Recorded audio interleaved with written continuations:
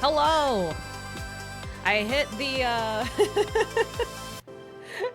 I hit the run an ad so it doesn't show pre-roll ads for a bit button late, so I just waited for it to say that you guys were back. Hi, everybody. Hi. Hello. Hi. Hello to Cheese and Wolf Games and Tini, who is also live. Tini's also live, did you know? And Quaver and Kage and Duck and Shucks. Boo, I've never heard of this game. Oh, Shucks, you missed a good time yesterday. You missed me spend an hour trying to solve one puzzle. You missed that shit taking me an hour plus crowdsourcing from chat.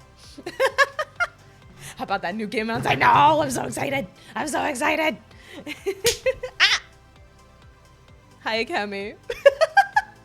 Hello, Akemi. I have been slapped with cheese. Now my brain will work, I hope. Oh, man. But no, Shucks, this is a very good game. If you enjoy puzzles and visual novels and very good writing and very good voice acting and a very fun art style, I would heavily suggest trying the Violence series.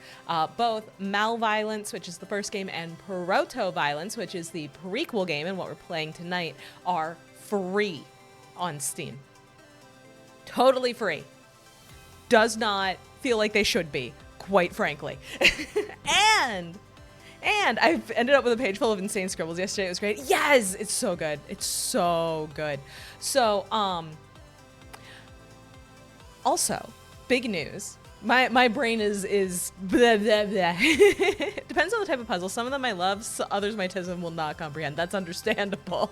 That's understandable. That makes sense. I'm too busy right now checking out the Terraria update. That's fair. But when you're done, it will be there. And you know what else will be there? We actually just got an announcement today, this afternoon, 30 minutes after I posted my announcement that what the stream was going to be tonight. There's a new game coming. There's a new game coming. There's a third game in the series coming. I'm very excited. It's coming out later this year, but there's going to be a demo out in February. We might have to stream that. We might have to do a little demo stream because I'm excited. I am excited. Because I loved it yesterday. That was so good. That was so good. So I'm really excited to try the prequel today. This one's for Teeny too, since I couldn't do it to her. Sorry, Ma, you're getting double brain damage. Akemi, I'm just about to do fucking puzzles and shit. Why would you do this to me now? Why? But yeah, so we're playing the prequel tonight, and I'm very, very excited. I'm looking forward to it. The trailer looks so good. It did look really good. God. Oh my God, I'm so excited. I was reading through the description on the Steam page. I've already wish listed it. But I was reading through the description on Steam, and I have no idea how it's gonna work, but I'm very excited about it. I'm very excited about it. Puzzles are fun. They are fun, but Akemi just said she's giving me cheese-based brain damage, as you can see by the fact that I can't say a simple sentence. Oh, as far as how my day has been, so my work computer is still broken. I actually called IT again this morning. I was like, hi, I was told 24 hours. I understand that's not a hard and fast 100%, but update perhaps, new information perhaps. And what I was told is, one, my company IT department can't do anything themselves. They cannot push a fix because that would have a large chance of bricking every affected computer. Because two, the specific problem is the way Dell does updates. So I have a little square Dell PC. A lot of people at my work have little square Dell PCs. Maya, are you ready for the snowstorm coming? Don't, shucks. Do not. It's still, everything is still covered in ice outside from the last one. I do not need another one. I don't need another one. I need to go grocery shopping. I prepared for 1 week, not 2. I need shit. I need to go grocery shopping, god damn it. I don't want any more ice. There hasn't been like any salt. Where I live, where we don't get snow ever, we're gonna get snow. Ugh. No, literally, there's some salt, but not a lot of it. I have to do laundry. I gotta do laundry. Like, come on, man. So there's that. But so the reason why it's such a widespread issue at work right now is because it's not everybody, but apparently, according to the IT people at my job, apparently Dell, when they do updates, so you know how sometimes you'll have like your computer and it's running a Microsoft OS, and then in the bottom corner it'll have like the little circle arrow with the little orange dot that is just like there is an update for the computer. You got to do it. If you don't do it, it's going to be real bad, and it's going to get forced through, and you will not have a choice in the matter anymore. So every time I see that, I click the button, and I just get it done. And I did that yesterday, and it borked. It just got stuck. It just stayed on the definitely we're updating for sure. And it has now been just on a black screen with the little spinny wheel saying restarting for over 24 hours. It has been more than 24 hours of it being stuck on that screen. So the reason for this is apparently because when Dell sends those updates, they just send all of them at once. And then the components, again, this is according to the IT people, I don't know shit. Apparently some of the components can't always handle that. Can't always handle that kind of push all at once. And then this happens. And so if my company IT department tries to push through a software change, it could brick the computer because the problem is coming from Dell. And now we're sending 2 things in at the same time, and it's just not going to work anymore. So I've been told it's a hardware issue, not a software issue. From what I understood, yes. The problem is my company insisted on deploying these desktop Dells to as many people as possible. It used to be that if somebody was a remote person, like me, for example, they had a laptop and not a PC. And now I say PC. This is literally a tiny little square. It's like a little bit bigger than my hand.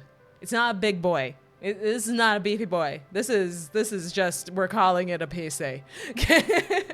And in the before times, if you were a remote person, you got a laptop, because then if you got called into the office, it's easier to bring with you. If there's an issue, it's easier to fix it. Things like that, like remotely, you can fix it remotely a little bit easier. And then a bunch of the upper management people decided, no, everyone needs to have a PC, even if they're remote.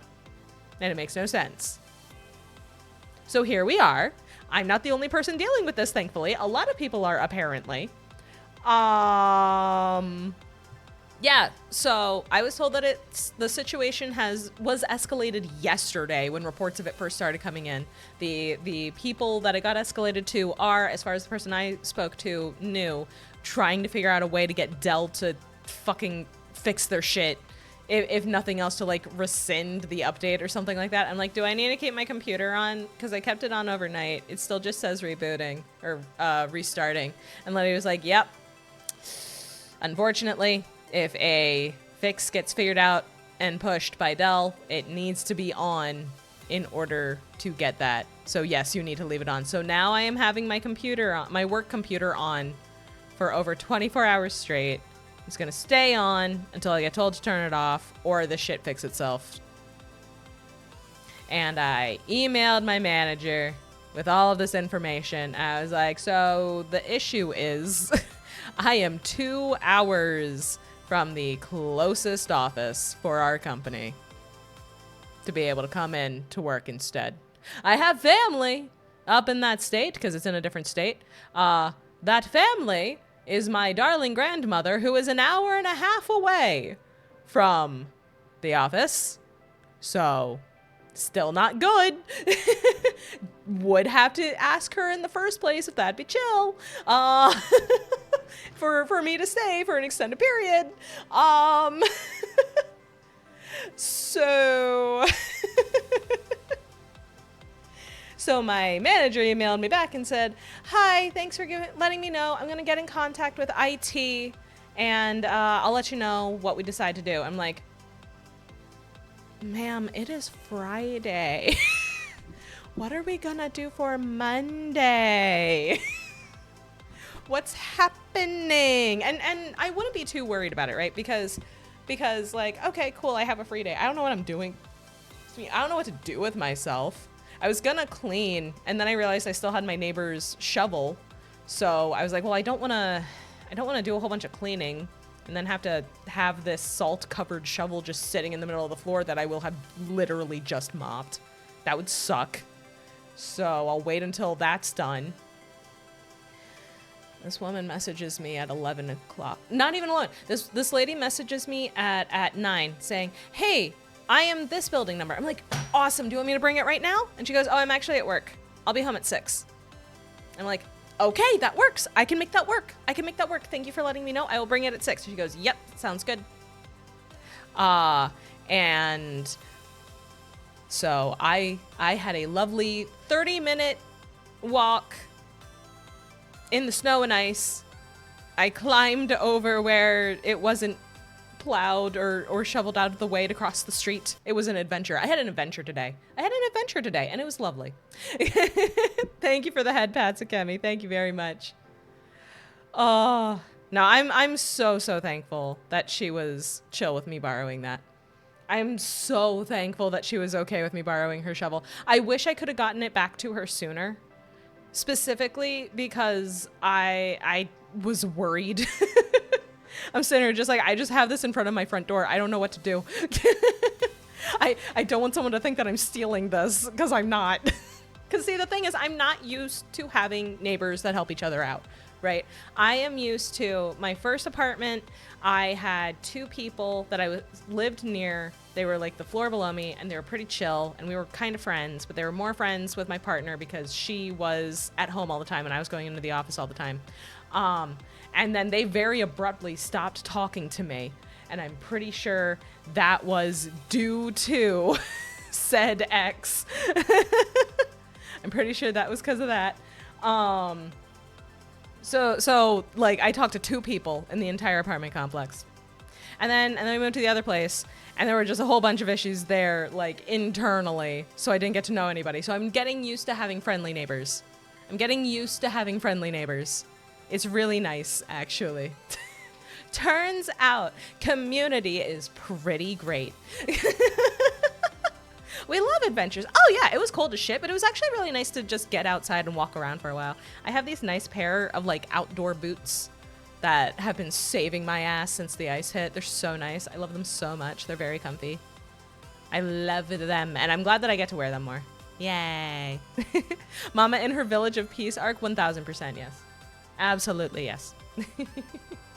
Thank God your neighbors are so chill. Agreed, because I'm sitting here and I'm thinking based on, you know, what I'm used to. I'm sitting there just like, oh God, I didn't get this back the day that I borrowed it, and other people were asking to borrow things, and I'm going to look like an asshole, and everybody's going to think I'm being a jerk and stealing the shovel, and I don't know what to do. And then no, it's literally just, oh yeah, I'm going to be late getting home. Just put it by the front door. I'm like, ah, okay. It's that easy, huh? It's that easy. Oh man. But yeah, it's been a good day. I played a bunch of video games, which was weird because I normally don't have time to play a bunch of video games, but I did today, and it was really nice. It was very, very nice. It was very, very, very nice. Yes, yes. What's you play? A game that I really should have given up on by now. So I was getting caught up with the new event in Infinity Nikki. Quite frankly, the way that they've previously been acting towards the player base has been less than ideal. And honestly, I kind of should have given up on it a while ago. But it seems like they're actively making some changes to try to make things better at this point, which is good because they were fucking around for a while there. So hopefully things are going to get better with it. And I'll feel more like, okay, this is a good game that I should play. My neighbor proceeds to be an elitist Karen and flexes her son in the military whenever we clean the yard. See, I don't like that. I don't like that. That's not even your achievement. That's your kid's achievement. I don't like that shit, man. I heard Nikki used to be good and then it wasn't. So the problem is, and I used to play Love Nikki, which was one of their previous games that was on mobile, and it was all live 2D. And this Infinity Nikki had a similar problem, right? And that problem was, we're gonna start out real good. We are like the one gacha game that is fashion-based and looks really good and has good writing for the stories and all of that stuff. Like, it really stands out. It stands out against its contemporaries because aren't a whole lot of games like it. There aren't a whole lot of games in that vein, right? And then they fuck around. I saw it. But then they fuck around and they do practices that are pretty anti-player in terms of how, items and stuff are handled and how getting things are handled and how communication is handled. Like, for example, right? There was a period of time where there were a lot of very loud complaints happening against Infinity Nikki. Right, where there were tons of issues. The game was unplayable for an extended period, which then fucked over people who spent money on like the Welkin Moon equivalent. And there were issues with people not getting refunds or being told, oh, you should have just logged in on a different device when they couldn't because the game was broken, and just a lot of issues with how they handled the new die system. It wasn't working well and it wasn't very friendly to players and stuff like that. And there's just a lot of that stuff. And on top of that, as a side thing, and this will make sense in a moment, there was a side thing where some outfits, if you used the outfit skill, which a lot of the outfit skills, it's literally just posing for a picture, which is kind of annoying. They've done less of that over time, which is nice. But they would have a handheld item, but only when doing the photo pose stuff. And people would say like, hey, we're, pulling for these outfits. People are spending a lot of money for these outfits. They have a handheld item in the advertising for the outfit. Can we just have the handheld item, please? There are handheld items in the game already. Can we just have these? And just radio silence forever. So you have all of those complaints, plus ones that I didn't mention because this was a bit ago. Plus the request over and over and over, can we have handheld items? Can we have our handheld items? We paid money to have this item and now I can't hold it. What the fuck? And then one day, the devs sent a quote-unquote gift out to the player base where it was a literal ban hammer. Like, it didn't say ban on it, but it was a doofy-looking inflatable hammer handheld item. And the description of it, like the description on the item, was something along the lines of, when somebody's being really loud and annoying, just bonk them with this. So you can imagine... You can imagine the feedback they got on that.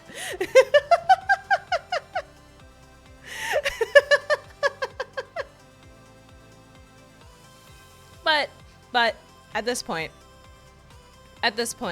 I'm hearing more positive like the positives are starting to come back a little bit. So I'm hoping that means that they're learning from their mistakes this time.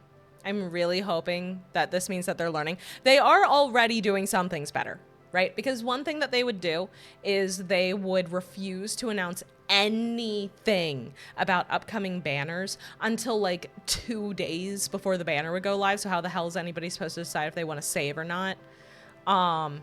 And they got a lot of complaints about that because, hey, y'all want us to spend money, but we have no idea if we actually want this thing or what it's going to be. What the hell? So they would have a lot of issues with leaks because people would find out and then they would leak it. And obviously it's not being announced officially because a lot of people want that, like want that information. And they're finally starting to announce stuff like that further ahead of time, which is good, which is very good. It's a step in the right direction. So I'm hoping, I'm hoping with the QOL stuff that's been updated and the communication stuff that's been updated, I am hoping that this means that they are learning from their previous mistakes and doing better. I'm hoping. I don't have a huge amount of faith based on up to now, but I'm hoping this means that they'll be doing better. Spoiler, they're likely not. It's just a cool off heat because most companies do that. See, that's why I'm not I'm holding judgment. That's why. CZN is like that. They were announcing new characters the day before they were due to release, and now we get like a week's announcement. Yeah. It's a similar situation. Yeah. It's a very similar situation. It's one of those things where it's like, on the one hand, pretty game with cool clothes, and I do enjoy the writing. On the other hand, everything about how it's handled. So it's one of those things. It's one of those things. I swear to God, I'm about to fight Twitch. Do it. Do it. Hell yeah. Apparently there might be an HSR Fortnite collab. Oh yeah, I heard about that. Isn't it supposed to be like Blade and Kafka based on the swords in the promo image? I think it's supposed to be Blade and Kafka, isn't it? That's really funny. That's so funny. I'm here for it though. I have not played Fortnite in a very long time. I'm not good at shooters, and I don't feel like getting clowned on by children. I don't feel like dealing with that. Because I will get clowned on. I will get clowned on by children. It'll take more than Kafka to make me play Fortnite, yeah. I tried back in the day before they had all the different side modes and stuff, but the problem is I'd be playing by myself, and oh!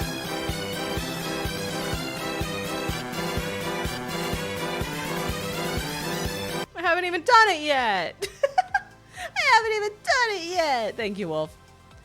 Mama will see Kafka crank 90s with Cloud9 Air Jordans. Oh no. The children are here. Sorry for the interruption. No, you're good. You're good. Fortnite should have died ages ago, in my opinion. See, I don't know, because like sometimes I'll see stuff about like the side modes and people are just like, oh yeah, this is fun. This is fun. So I don't know. I heard stuff about the Lego Fortnite thing. Sounded interesting. I don't know. I played it back when the only mode was shooting and building at the same time, and I died so fast because my aim is garbage and I'm bad at building, apparently. I don't know. The game's great. There's much more quantity and quality. Ah, I see. Yeah, I don't know a whole lot personally. I just see people talk about it every so often, usually when there's a new character introduced. It is cool how many different characters they've been able to do.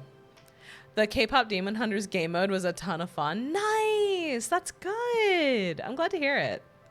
Yeah, I usually just see when new characters get announced for the game, and it's just fun. It's just funny seeing all of them running around. Last time I played, I didn't actually touch any of the main modes. I mostly played main stage because honestly, one of the best rock band-like games I played. Ooh, neat. The building mechanic was cool at the time, but then the sweats figured their shit out. I have seen gameplay footage of someone who like really knows what they're doing in like the original game mode for Fortnite, and it is insane. I have no idea how they're understanding what they're doing because the camera's moving so fast. Genuinely, Fortnite has so much more fun for people, and building isn't even the popular variant, which is interesting, which is very cool. It's very cool. Clips of someone getting hit with one bullet and suddenly they built the entire Twin Towers. Right! Yeah, exactly. I'm just like, how the fuck? How did you do that? Say what you will about the game mode between Fortnite and PUBG. I'm glad Fortnite is one that succeeded because PUBG was toxic and unfun. That's what I heard. That's what I heard. Fortnite at least seems to be having fun with it, which is good and very important. Lego Fortnite surpasses base build by 9K average. Nice. That's cool. I don't know. Maybe I'll give it another shot at some point, but it's not something I'm like super crazy. Oh my God, I have to do this right now. Brookie! Hello, Brookie. Hi, Brookie. Thank you for the head pats. How are you doing, Brookie? How are you doing? Brookie, you are just in time. We're gonna play a. I'm good. Good. You're just in time. We're gonna play. We're playing a visual novel. Oh, I'm bald. Thank you for the bald checks. Squeaking. Yes, yes, yes. Yes, yes, yes, yes. I used to be a real sweat with Tetris 99. Okay, but same though. Okay, but same though. I got pretty good at Tetris. I don't think I'm as good at it anymore because it's been a while. I have almost 30K points now. How'd I get so many? I don't know. Dang. That's impressive. But yeah, we're, I mentioned this earlier. We are playing protoViolence today. Yesterday we played malViolence. Proto is the second game in the Violence series. It is a prequel to the first game, and the first game was really good.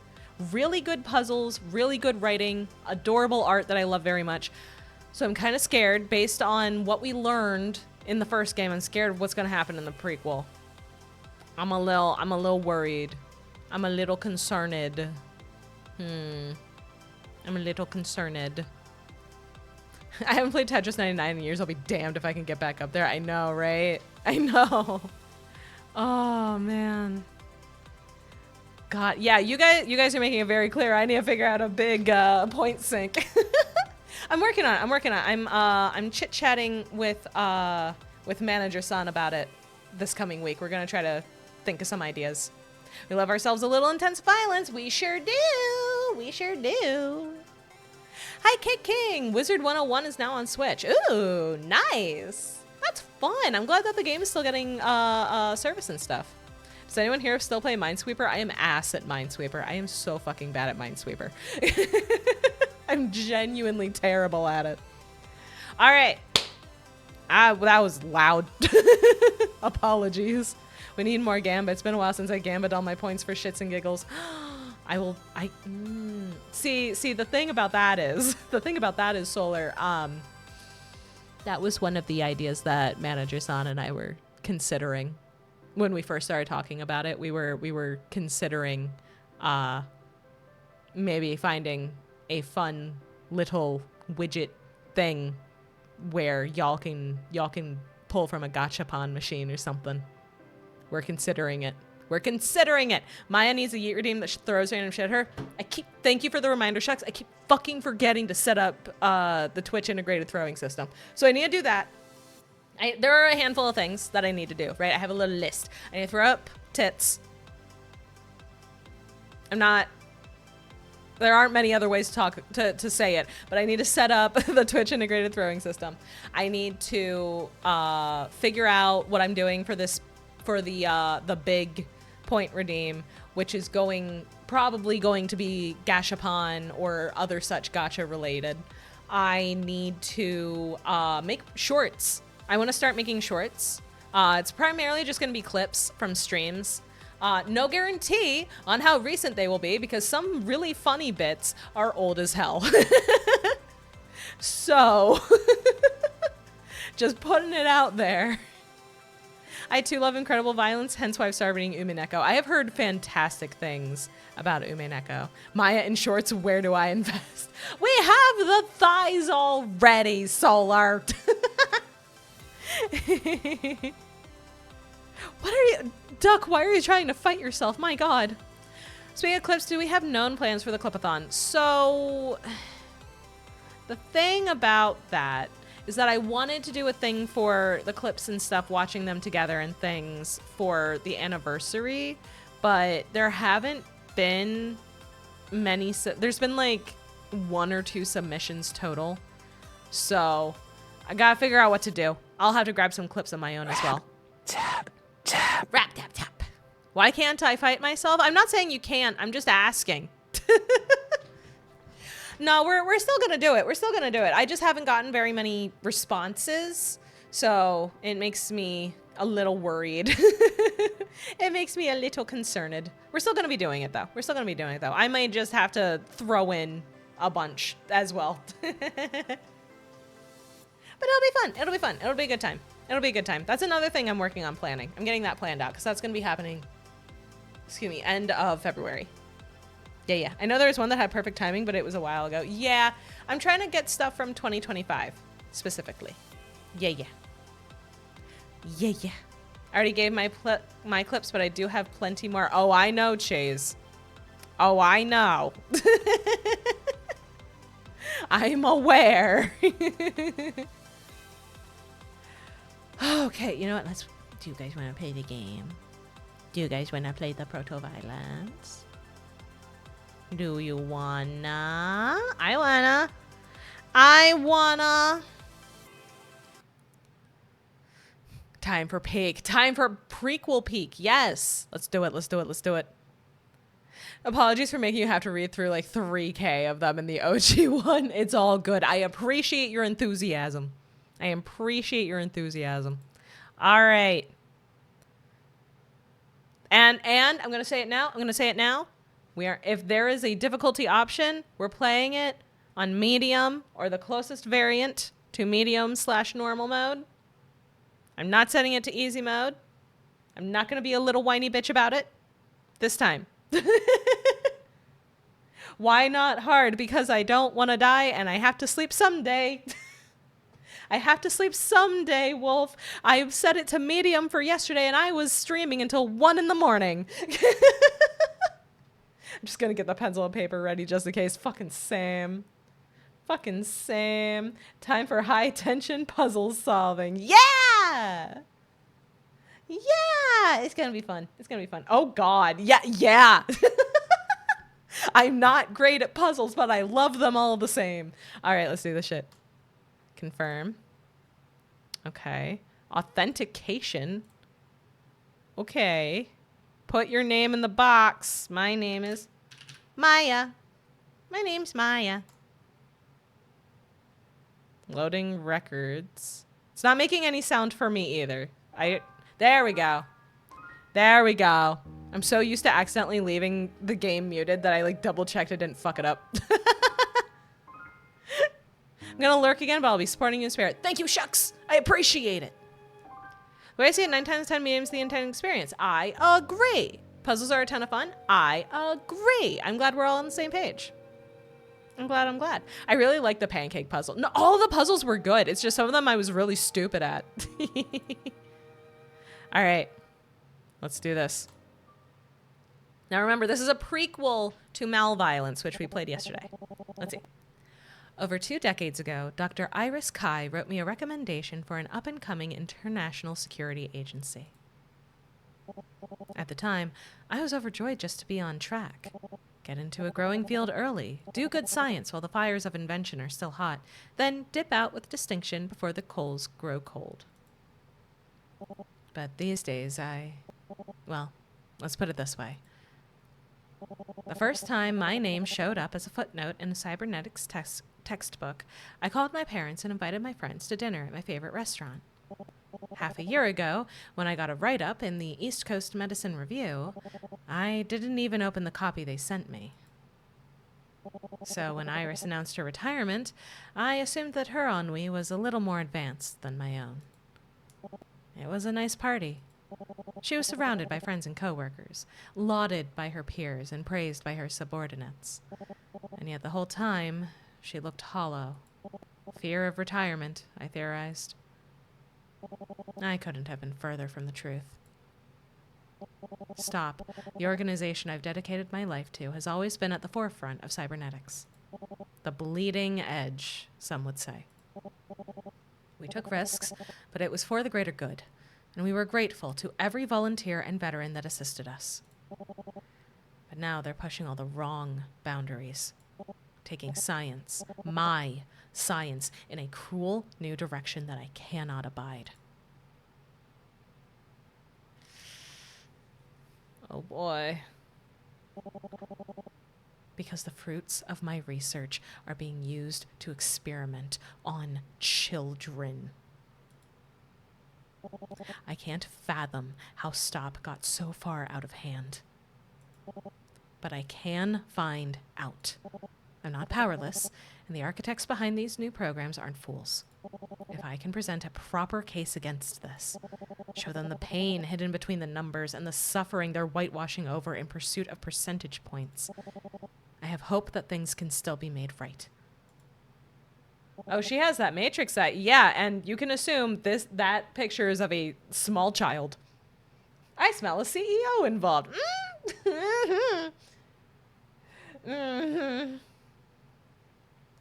Are we Dr. Danger? Yes. I believe, based on what is being said, I believe we are playing as Dr. Danger, a.k.a. Dr. Deirdre Destrange. But that hope is dwindling. I thought I granted peace to the world with my research. Maybe all I did was breathe a new Nero.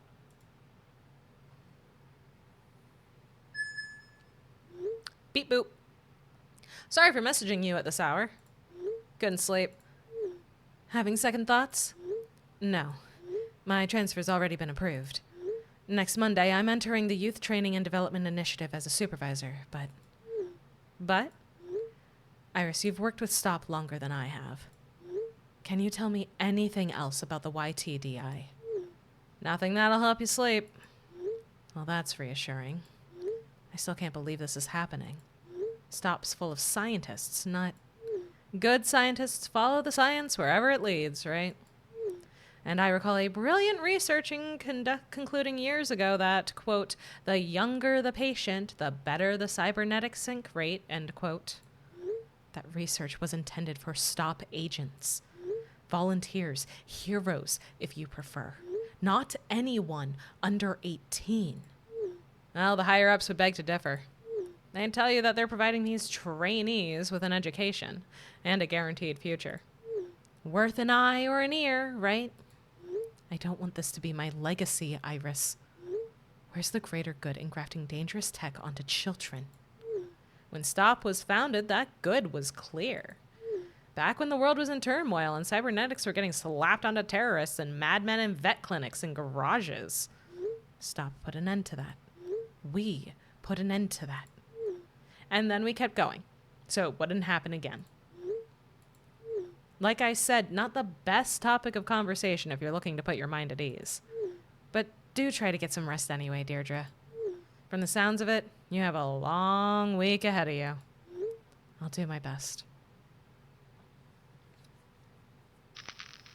May 13th, 2070X.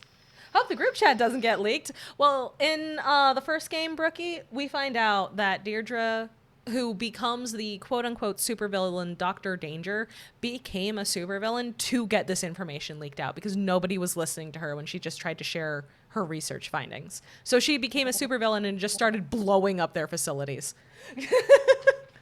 Which, honestly, good for her. Good for her. Even in a world of top-class organization, Messenger still used. Yup. Cybernetics equivalent of Dr. Harley Quinn. My honest first impression.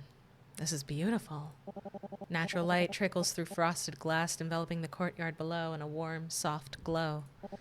From the bridge I'm on, I can even see green. Grass, flowers, trees. An oasis of natural beauty, full of life. And full of laughing children. I can't help but wonder if I made a wrong turn. There aren't any stark surgical scrubs or hospital gowns. Can confirm, work for local government, WhatsApp groups everywhere. Yeah. I just got a brand new achievement. Congratulations, Duck. Ah! Oops, clicked out of the window. There we go. And the air smells clean, not disinfected. But inevitably, my eyes are drawn towards the towering column that pierces the building's center. It's a dark monument, one with few doors, no windows, and a very heavy shadow. My skin prickles. What purpose could... Not lost already, are you? My train of thought's grim path is cut short by a familiar, husky voice. Angie, it's wonderful to see you again. Oh, okay. We got another science person. I got it from making and using the weapon that kills town NPCs. Duck, no! Don't do that. Same to you, Daedra. Oh, Daedra, not Deirdre. Daedra. As usual, Angie is formal, but I recognize the warmth in her words. It's been a long time since we talked face to face. For sure. I didn't think we'd get to work together again. But not every career path is a straight line, right? No, definitely not. Happy as I am to be working with you, I was surprised to learn that you wanted to transfer here. I always thought of you as married to the craft of cybernetics and nothing else. I was gonna say squeamish. I suppose there's more to me than meets the eye. I suppose there is. I understand you're planning to write a case study on the work we're doing here at the YTDI. Funny. You've always been more interested in theory than application. Then again, you've always been a pioneer as well. I mean, it is a new program based on my research. Why wouldn't I observe it? Oh no, I think it's fantastic having you of all people here. Going out of your way to help us improve the YTDI. That's a dream come true for all of us. In fact, no. I don't want to get too deep into discussion on your first day. Your time's valuable, so... How about I give you a tour? Oh, well, I did request one, but you don't have to... No, trust me. There's a lot here, more than we could cover in one day. But we should be able to go over the basics. Places, permissions, practice standards, that sort of thing. And who better to help you find your footing than an old colleague? All right. Where to first? I really like the slicked back but still messy style. I agree. Is it not Deirdre? Or is it a regional pronunciation? I think I was mentally adding an R that wasn't there, because if you look at her name, it's D-E-I-D-R-A, not D-E-I-R-D-R-E. So I was saying Deirdre, it's actually Daedra, because there's no other R. That's my bad. Daedra, yeah! Awesome. I'm not a professional tour guide, but I'd say the courtyard would be the best place to start. Lead the way. A demon from Elder Scrolls? I mean, maybe. Perhaps. Oh. So that's why there's so much greenery. Of course. We want our trainees to be as healthy as possible, both physically and mentally. And while it might be hard to see the benefits on an MRI, being around trees and plants really does do wonders for the brain. For instance, several observational No, Angie, I believe you. Actually, I think I feel it myself. We installed it all for the trainees' sake, but if it helps the staff stay sane as well, that's a nice bonus. That reminds me, you should see the classrooms, too.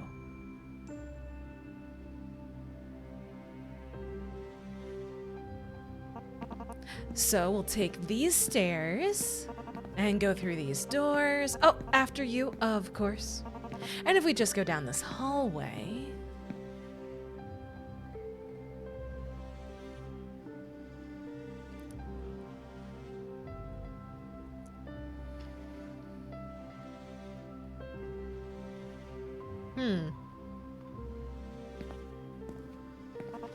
We're here. A bit of a walk, isn't it? Must be easy to get lost. I suppose. But you get used to it. Anyway, this is where the trainees get educated. Oh, and what does that involve? Well, we've got all the core essentials. Maths, literacy, self-defense, and phys ed. Pardon? Physical education. No, I mean self-defense. Huh? Oh, don't make that face. It's not that serious. Gym mats and padded gloves and whatnot. At their age, the trainees couldn't hurt each other even if they tried. And do they ever try to hurt each other?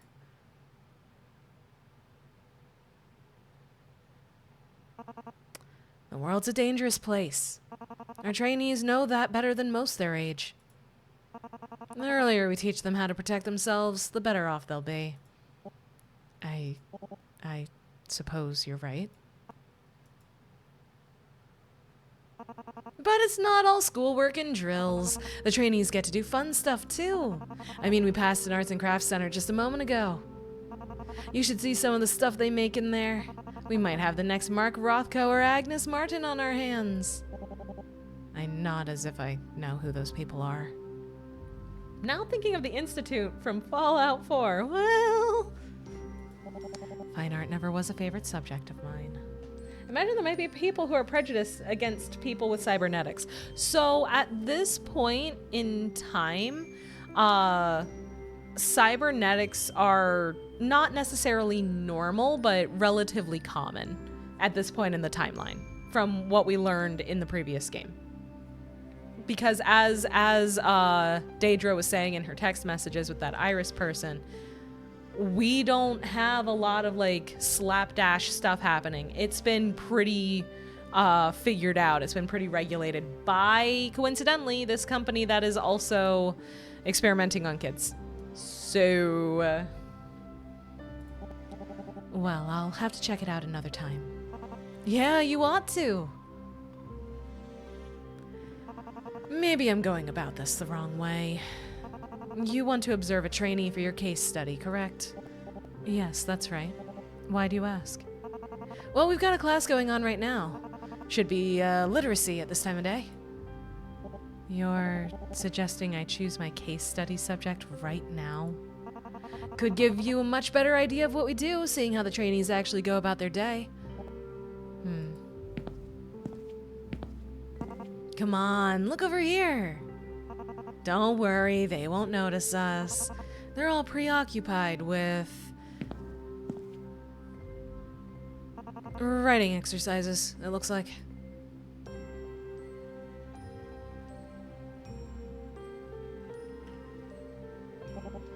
This is a classroom? I've been in medical libraries with more noise. Well behaved, aren't they? You can thank the core curriculum designers for that. Our trainees are showing a 34% increase in memory retention compared to a same-age control group, short and long term. That's very impressive, isn't it? The bell could ring right now and they'd still be glued to their work. If this were any other education program, they'd all be fiddling with their fine liners, glaring at the clock, doodling in the margins. Like that child over there. Right. That one. He's a bit of an outlier, statistically. Really? But I thought your curriculum was... Well, it's not 100% effective. Sometimes you'll get stragglers. But we don't leave them behind. All they need is a little extra motivation. There, the teacher's already taken notice. He's taking him to the front of the classroom. Is he being yelled at? Yelled at? The teacher might be raising their voice. Hold on, why are all the other children going up with him? They didn't do anything wrong. Well, that's the extra motivation I was talking about.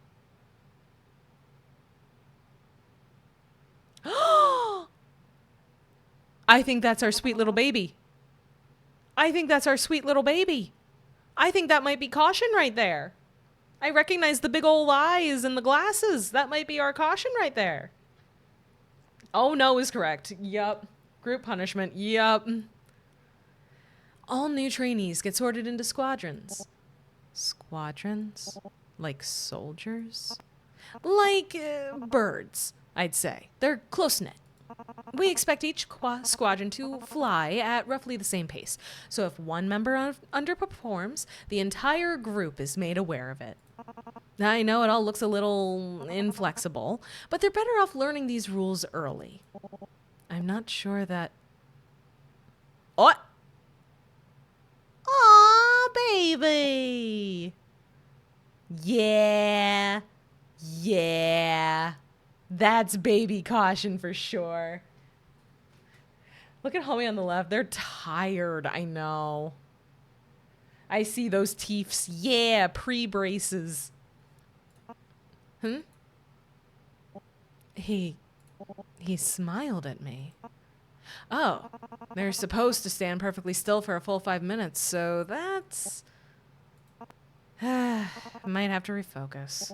I've made my decision. Oh, good. So which trainee? I want that boy to be my subject. And why him specifically? I can't give a concrete answer. I suppose I'm going with my gut. That's not very scientific. Then why don't we call it an intuitive choice made by one of the world's leading cybernetics researchers? Right. But as I said, that particular trainee is something of a statistical outlier. Then taking a closer look at him should help us correct any inefficiencies in the program, no? I suppose I can't argue with that. Stop breaking the Geneva Convention. Yeah, literally. I've read horror stories about these kinds of camps. Except it's not a camp, it's his whole life. But yes. Yes. The moment dear Daedra fell in love, that's her new child from here on, correct? All right, D. Here's where his quarters are. You're certain this is the one you want to use for your case study? Again, I've made my decision, Angie. Right. Right. Just wanted to confirm. Trainee C0458? Oh, he didn't even have a name. Could you come here, please? I want to introduce you to someone. She's a visitor. One just for you. Huh? A visitor? Try to be quick, though. She's a very busy lady with a lot to get done today. Isn't that moment one of the documents from the first game? Maybe not the first meeting here, but... Also, the fact that we're just knocking on a fucking window instead of actually being able to talk to him properly. Wait a minute. You're the lady I saw in class. Indeed she is. What's S4174 doing behind you? Shri wanted to come, so I let her. What a good friend you are. But this meeting's just for you, C0458. So S4174, you're free to... Is it that big of a deal, Angie?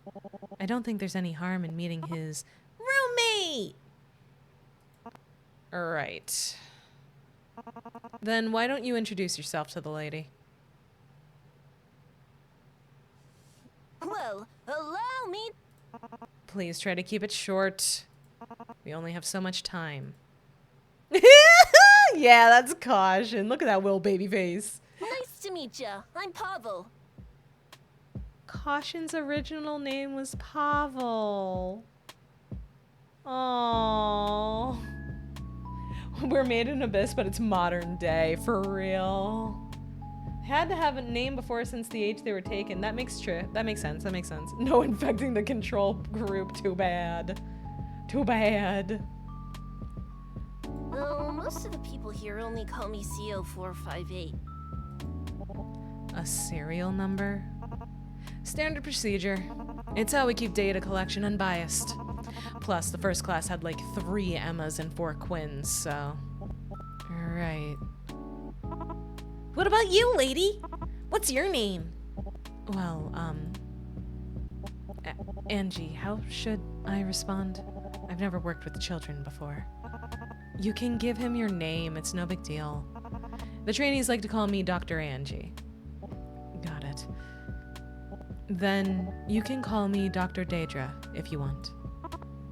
Dr. Daedra? Dr. Daedra. Dr. Daedra! That's a nice name.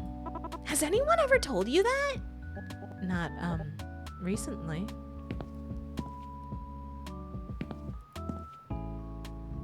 Oh, Do you want to introduce yourself too?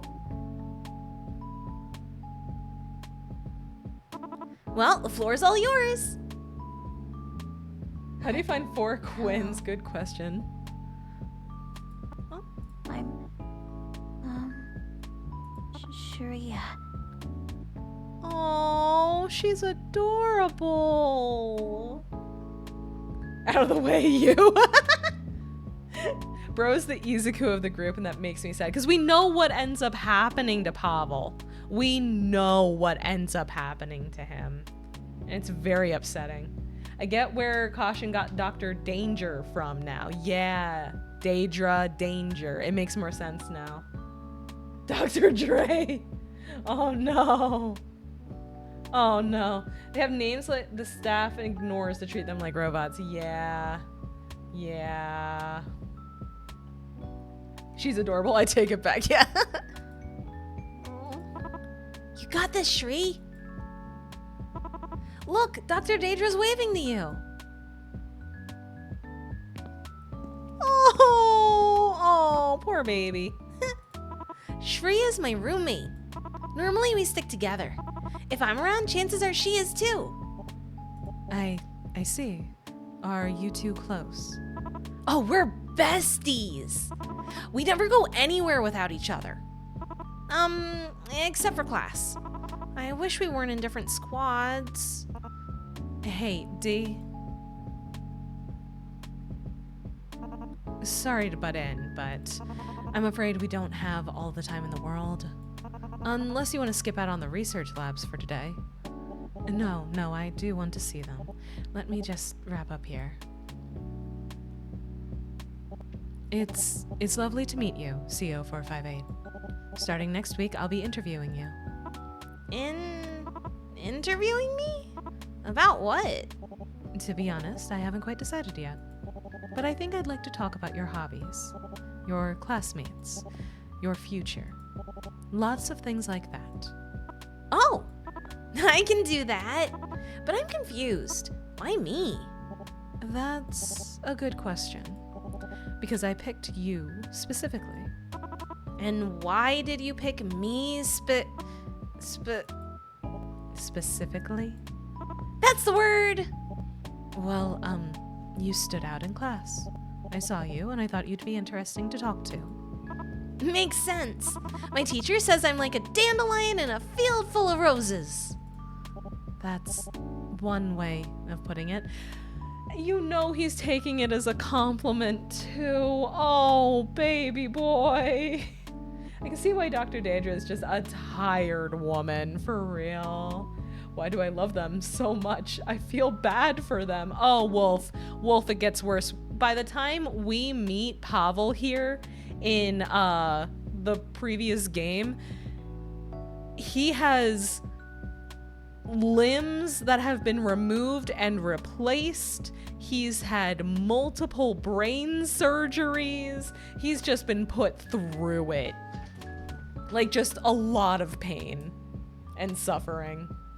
What about the third dude? There was a blonde kid. Yeah, but even the other girl that we saw in the lineup wasn't Shreya, I don't think. If they're in different groups, then that wouldn't have been her. The child before the trauma. Look at it. Look at his round little cheeks. I wanna smush him. That's one way of putting it. But wait, what about Your friend? I promise she won't be alone for long. Once I'm done talking with you, you can go back to what do kids do these days? I haven't been around them in so long. Back to playing. Did I guess right? Oh, thank God. Ponyo level of pinchable. True. Hi, Zahioli. Hello. I love how he has his hair tied up in a purposeful double ahoge. I know. He's a little onion. He's a sweet little onion boy. Sound reasonable? Yeah. It's a deal. I want to pat him on his head and give him snacks. The double ahoge is adorable, and my head is what inspired Caution to get twin tails. Well, if you look, when Caution is sitting back, you can see that the twin tail wig actually has the little double ahoge at the top still. I just realized the poor Sorry bugger would if have I got the full rushed you a bit trifecta back of there. trauma. Yes. Yes. I realize I might have come across as grouchy earlier. It's just... we've all been working a lot of hours lately. It wears on you, you know? Oh, no, Angie, it's fine. Not like I was much better in the past. Oh, God, don't remind me. When you were taking a lead on artificial spleen development, it was like you were in a trance. If I gave you one little tap on the shoulder, you'd snap up like a cobra on a rake. Yes, I remember how you put it. I want to like her, but I know we're working for evil people. Yeah. Those were long days. By the time we pushed through, I never wanted to see another culture sample as long as I lived. Here, here. So, Angie, about those research labs. Right, right. From here, the fastest route would be... She used tired mom vibes, but that's the red flag. Mm-hmm. Because when Daedra is saying, hey, this feels weird, Angie is saying, I'm sure it's fine. Don't worry about it. Don't think about it. It's fine. Suddenly filled with immense dread. Mm-hmm. Case study report. 513-2070X. Initial supervisory report. Though it had been advised as a youth education program, it is now my understanding that the purpose of the Youth Training and Development Initiative, YTDI, is to prepare its trainees for cybernetic enhancement and eventual employment within STOP. While it is known that biotech synchronization rates are inversely correlated to age, the side effects on individuals below the age of 18 are not fully understood at this time and may be more severe than they would be on an adult mind and body. Furthermore, I have ethical concerns about the purpose of the program and how its participants are selected. As supervisor, it is my intent to observe the YTDI's operations and ensure that the health and well-being of its trainees are being properly upheld. As part of my duties, I intend on engaging in a focused case study of trainee CO458 to observe his development under YTDI's curriculum. For compliance purposes, our one-on-one conversations will be recorded. Dr. Daedra Destrange. And kids love video games, and I got millions of them. Yeah. Yeah. Oh, I guess we don't see the labs yet. I guess, oh, we're skipping ahead to June. We are skipping from May to June. Oh, boy. We really are Metal Gearing. Yup. Yup. Use your mouse to explore Daedra's desk. When your cursor changes, you can interact. Okay. Oh, I guess we're only allowed to look at the folder, even though I really want to look... I really want to look at the comic book. I really want to look at... And the fruit stickers. The fruit-scented stickers that Caution, aka Pavel, said he likes collecting. Oh no. Oh no. How many things did he like simply because his mom liked them and she saved him? Oh no. Intro, Daedra's report. Once Daedra's case study is finished, she'll send these documents to STOP's higher-ups. She hopes her findings will shut the YTDI down. And there are any grapes? Yes. There is a grape one that I saw. Case study report. Ooh, June. Okay. This report marks the 1-month point of trainee CO458's case study. In this time, I have observed several facets of the YTDI's operations and now believe that I have a firm grasp of the day-to-day activities of the trainees. The majority of trainees selected for the YTDI come from orphanages. Upon arrival at the YTDI, trainees are separated into squads, similar to the ones utilized by STOP field agents. Formal education takes place entirely within these squads and involves tuition in literacy, mathematics, self-defense, etc. Outside of the classroom, trainees have access to several extracurricular activities, including craftwork, sports, and video games. 50 years in the future, no AI report writer. Hell yeah! While these activities are beneficial for fostering bonds and growth between children, I find it notable that they overlap with activities undertaken by stop operatives in the recovery period after the implantation of new cybernetics. This includes sewing for hand-eye coordination, video games for reaction speed, etc. The standard of care appears to be, at least, sufficient. CO458 has expressed that it is a significant improvement over his previous lodgings.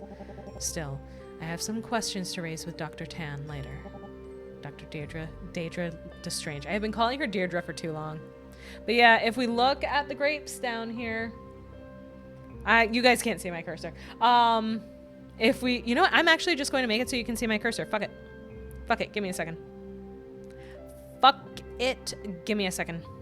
Capture cursor. Okay.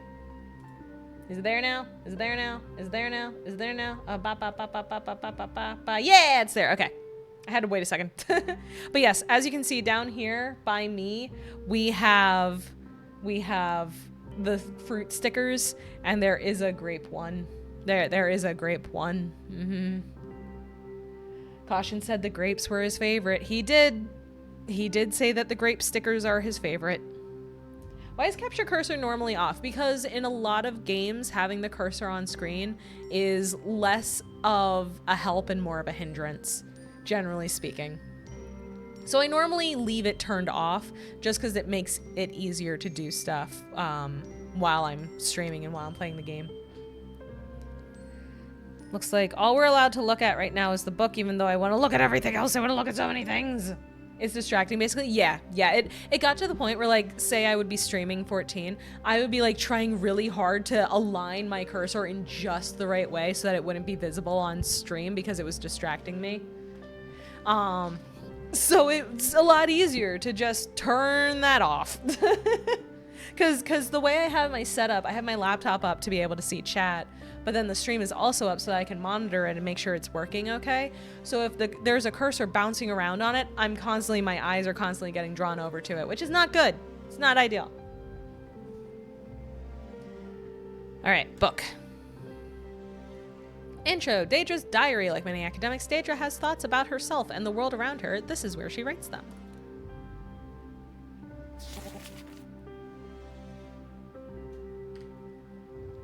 June 6th, 2070X. Part of me just wants my thoughts to blow with the wind. Putting them to paper will have to do for now. Besides, all the blue light was making my eyes ache. The trainees are all orphans. I'm not surprised. But I am surprised that YTDI isn't much different from a standard boarding school, militaristic dressing aside. Compared to how STOP's first few batches of field agents were housed, the accommodations here are downright luxurious. Still, that's comparing volunteer soldiers to abandoned children. A strange analogy, to put it mildly. And for some reason, the trainees' meals consist of lab scrip, and only lab scrip. Why? It's true that lab scrip contains all the nutrients they'd need to grow healthy and strong, but it's intended for typical in vivo test subjects. I've seen the size of the budgets that STOPS works with. They can definitely afford to feed these children real food. At least the education is world class. Clearly STOP's spending was put to good use there. One time Angie took me to a literacy lesson.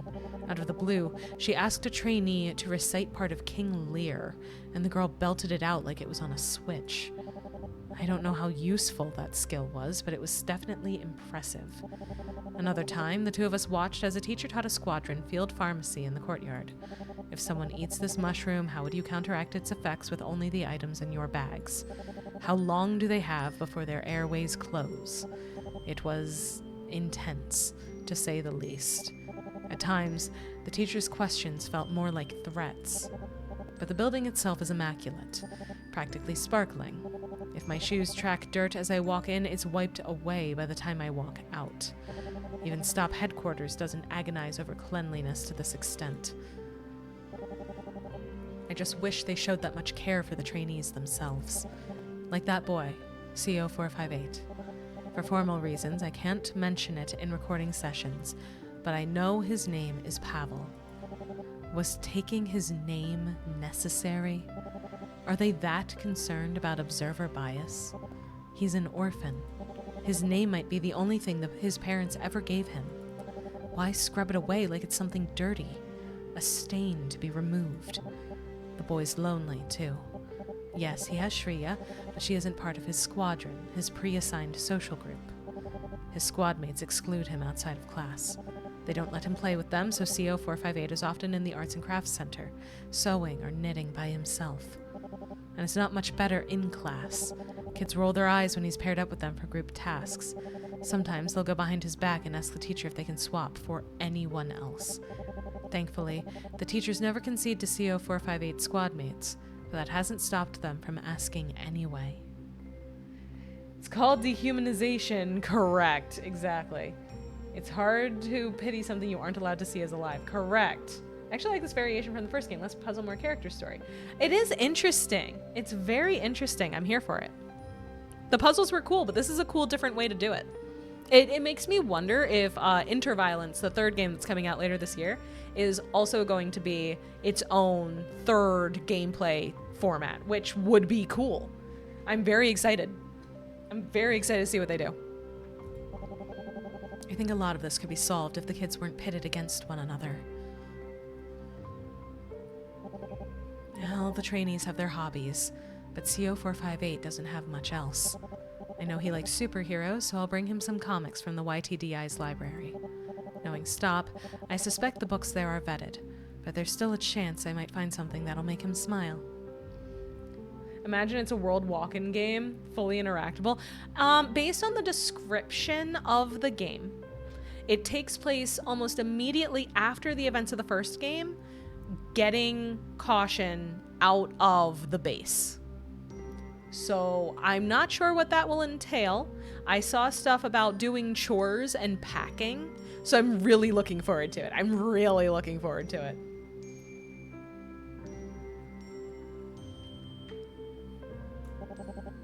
Maybe I could even use it to teach him. It certainly doesn't seem like any of his actual teachers are interested in personalizing the learning experience. Oh, I also bought a pack of stickers for him. Do children his age think grape stickers are cool? Oh, what am I doing? No wonder he likes grape! That was the first sticker she gave him! Oh, man. Man. I'm no child psychologist. Couldn't even qualify as a pediatrician. I really jumped into the deep end with this case study, didn't I? If I weren't senior stop staff, I'd probably be sacked by now. Maybe grape is lame. Maybe orange is the way to go. God, I don't know anymore. Guess there's only one way to find out. D. Grapes are pourable, and I also love pourable. Well, I'm glad. All right, compooper time. Old PC, where we keep the recorded interviews. Oh. Uh-oh. I think I'm about to be hurt in new and exciting ways. Interview with CO458. Pourable is pretty cool, yeah. June 12th. Okay, this one is June the 12th.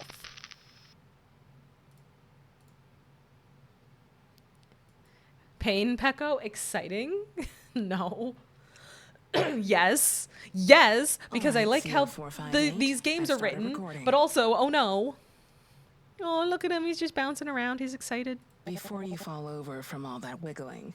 The poor boy has ADHD and he's in a government facility. So yesterday, yes. Yes, yesterday was very painful to me, but I'm here for it.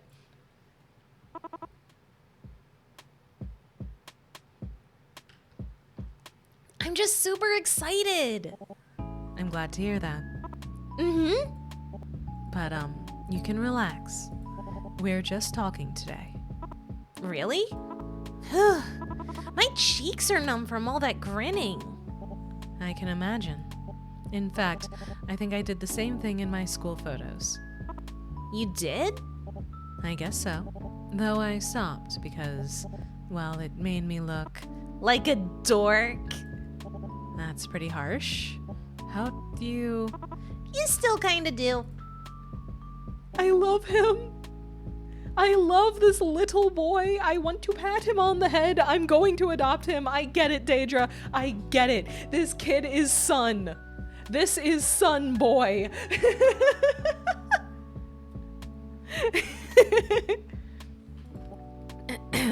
Okay. Have you ever been called something like that before? A dork. No, never. The cheeky bugger. I love him. Me too. Well, maybe a few times. But the other kids don't know anything, so it's their loss. My ma IRL calls me a dork and a nerd, so we shortened it to Nork. Good. That's cute. What don't they know? That when I grow up, I'm gonna be a super famous and super pretty, and I'm gonna have 1 billion friends. I'll cross my fingers for you. Anyways, we're starting to veer off topic, and I only have so much time, so... Homie is smarter than the others. Homie is aware that he's going to grow up into the twink that we met in the previous game, and he's here for it.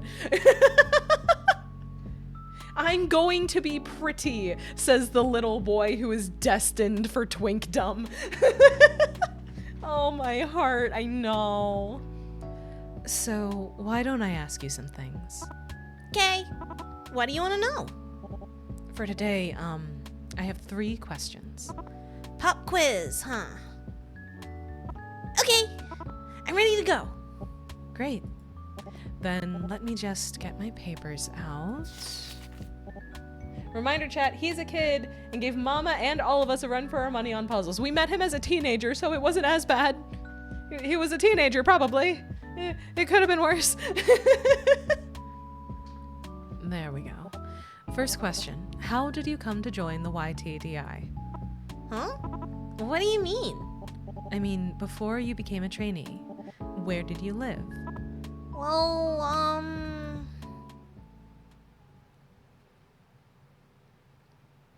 I lived in an orphanage. Oh. And what was that like? I don't remember much, but it was pretty lonely. There weren't many others there? No, there were a whole bunch of us. But we shared rooms and beds and the adults' attention. So you weren't treated as an individual? Yeah, I wasn't. A lot of us ran around and it was pretty noisy, but I was always bored. When it wasn't mealtime, school time, or chore time, I was stuck in the common room with most of the others. And because we had to share so much, we fought all the time. Really? Yeah. Like one time, I wanted to play with the Scrattle board, but another girl said I couldn't have it because all I did was trace the board's grid with my fingers. So I said to her, "Nuh-uh, that's how you play Scrattle." And then she said, "You're always doing stuff wrong." And then I made a face at her. And then she pulled my hair. And then... I'm assuming you both got into trouble.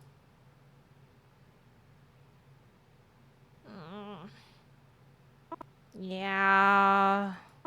I scratched her and she started crying. So I got punished. I found the rule book later. She was right. I was playing the game wrong. I said sorry, but the way I played was fun too. Interesting. How were you picked for the YTDI? You seem different from the other trainees. Classic kid shit talking for real. For real. Not the aho gaze dwindling, I know. You gotta love the bit of hair that shows emotions. At least compared to the others in your squadron. I don't know. One day, these people in white clothes came to the orphanage. They didn't want to play or talk or anything. They just watched us for a week or so. Then this loud person told me and a bunch of other kids that we had a bright future ahead of us. And then they brought us here. You must have come from a world away, huh? think so. I fell asleep on the bus because I couldn't sleep the night before. But when we got here, it wasn't even lunchtime. I see. Them steel people. Kiddo, we call those ghosts. Yeah. Let's move on to the next question. Are you getting along with your squadron? We're all supposed to get along with our squadron. I guess that lines up with what Angie told me. But, it's okay. You can be honest with me. Okay. Most of my squad mates are boring apple polishers. They hate me just because the teachers get mad at me and make us stay in class for an extra 10 minutes. It's not my fault class is dull. It's not like my doodles are bothering anyone. Did you know any of your squad mates back at the orphanage? No. For some reason, I was put in a different squad from everyone else I knew. Squad sorting must be done randomly, trying to avoid pre-established social grouping. Sorry, just had to jot something down. What about your roommate? What do you think of her? Roommate. You mean Shri? Well, she's really quiet most of the time. Once you get to know her, she's really smart and kind. And most importantly, she's my best friend. You told me that when you introduced her to me. Yup. She's also my first friend. And I guess my only one. When class is done, we talk about whatever we want and do things together. Oh, and she teaches me all kinds of stuff. Tutoring? Like a few weeks ago, she taught me how to do my hair. Huh. So that's why you have a hairband there. I wear it all the time now. Is there anything else you do together? Filling in coloring books. Playing Mary Mac or A Sailor Went to Sea. Oh, and we read. Though Shriya's way better than me at it. Like, way better. I heard the teacher say she was 2 reading levels ahead of the rest of her squad. Wow, that's genuinely impressive. I know, right? She's so cool. Baby boy. The ahoge's a style choice. Not only is it a style choice, it's a style choice taught to him by his first friend. This little boy loves 2 people in this world. Rip these kids for real. Which brings me to my third and final question. When Shriya's not around, what do you like doing in your spare time? Sewing and knitting. When it's break time, I go to the arts and crafts room and make stuff. So far, I made a placemat and a headband and a scarf. I could show you them sometime if you want. Maybe another time. Okay. Just let me know when you change your mind. Actually, there's one more thing I like doing. But the teachers say it's not proper. Shoot. The word's right on the tip of my tongue. I know it begins with L and... Is it literature? Yeah, that's the one. Anyways, I like reading comics. There's a lot less words than Shriya's books, but they're filled with cool pictures. I wish my art was that cool. Well, you know what they say, right? Practice makes perfect. If you keep going, you'll get where you need to be. This shit ain't fair, god damn it. This kid's gonna get all sorts of fucked up. I know, right?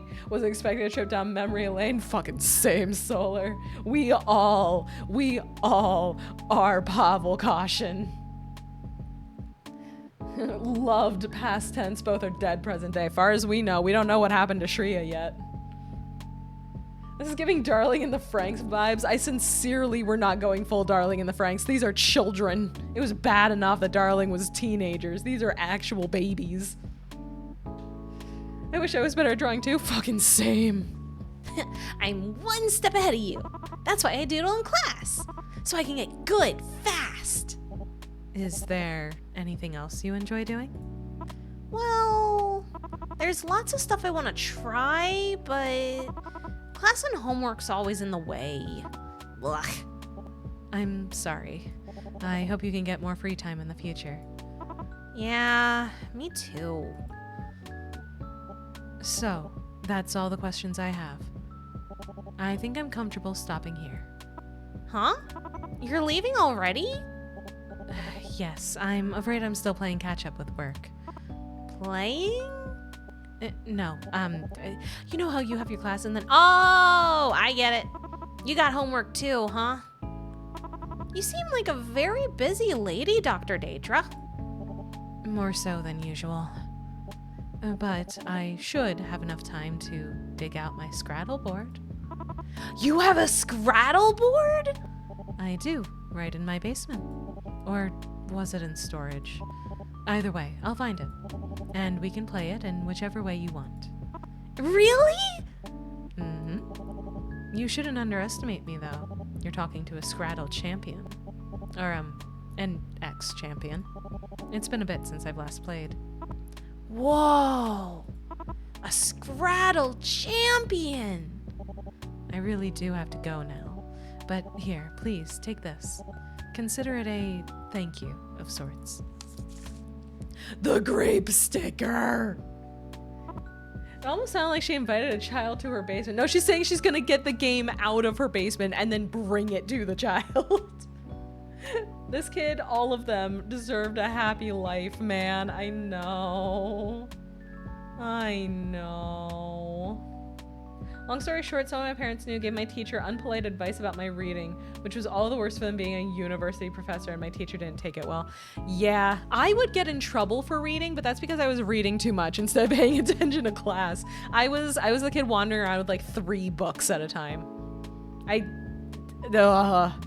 My mom would see me with like 1 book in my bedroom, 1 book in the living room, 1 book in a different area of the house, 1 book in my backpack. She's like, how do you keep track of all of these? How do you know what's going on in any of these books? And then I got into manga, and then I would read through them so fast that I have a stack of like 5 of them that I'd be balancing on top of my books walking through the hall. I have a feeling Stop ain't gonna like that. Yeah. A grape. Huh? What's this? It's a special kind of sticker. If you scratch it... Whoa! His hair made a little heart. Look at his big sparkly eyes. Look at this baby. Look at this sweet little bean. He's such a good little guy. Oh. Stopped and started so many books, still about halfway through Ash of the Imperium. I honestly, I need to read more physical books. I've been reading more stuff online lately. And I have like a bunch of physical books that I haven't started yet, and I really should. That's cursed book energy. I can finish a book really fast, but I hate reading multiple books. I haven't done that since I was in like high school. High school, it got really bad for that. It smells like grapes! Yeah, it sure does. Is it, cool? Thank you, Dr. Daedra! And, thank you for talking with me. I'll see you next week. Yes? I don't even have books, I think, just manga. I have both. I got some novels. I got some manga. I got lots of manga. I want more manga, but I only have so much storage space. Keep bringing in awesome stuff like this, and I'll talk to you every day. Oh. I can't do ebooks. That's fair. That's really fair. Although I will say, when I say I'm reading digital things, it's not usually ebooks. I'm going to be real with you. It's usually fan fiction.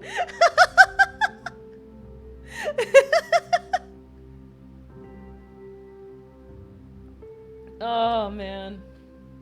Literally, I have maybe 2 mangas. I wrote a crap ton of stories on my dead phone, though. That is cool. That is very cool.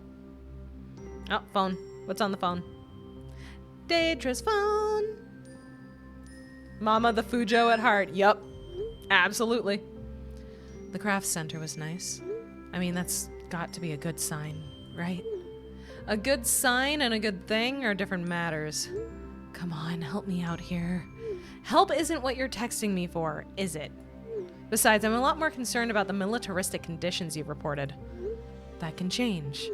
Yet every time you critique some part of the YTDI, Dr. Tan seems to resist. Angie's always been pretty rigid. She's not a bad person, just very by the books. Dr. Tan is an associate director. She's been around for so long that she writes the book. No one's forcing her to stay where she is. I could have easily been in her shoes, Iris. Not with her scruples. I've never worked directly with Tan, but I know her reputation. She's got a savior complex. That's dangerous. What? She just wants to help people. I'm sure she believes that, but she works in cybernetics.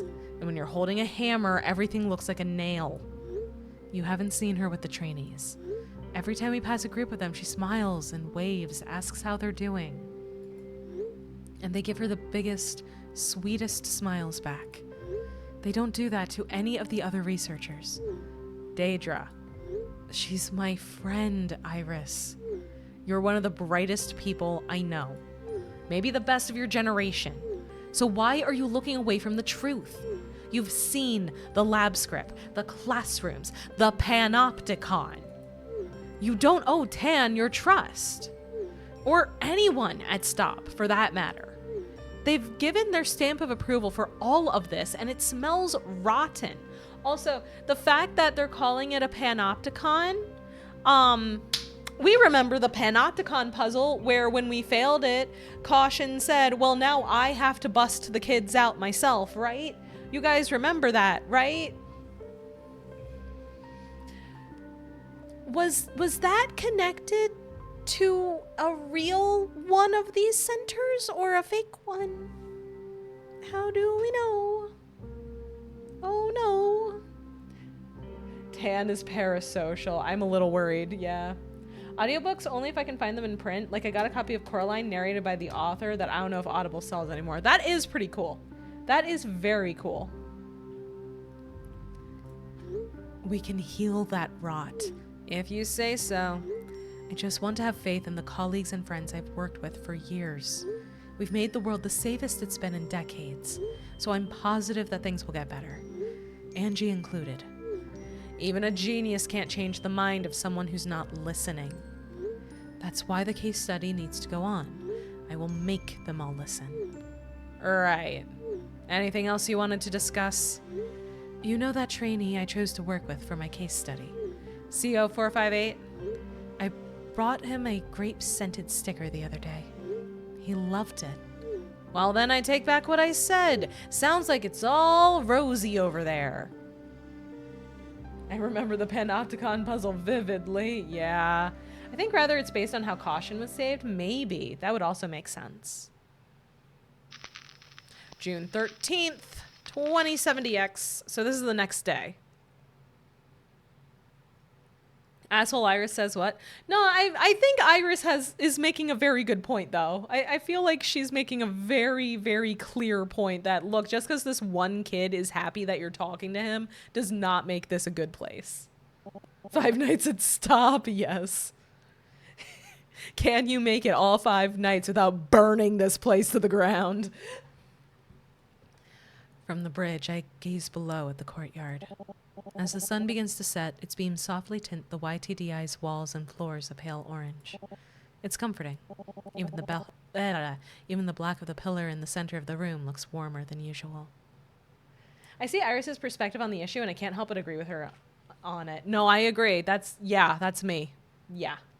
Mama, you just described FNAF 3. I thought FNAF 3 were just trying not to die because there was a zombie man.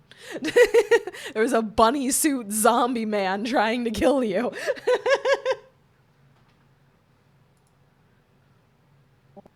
Warm. I never thought I'd see the YTDI that way.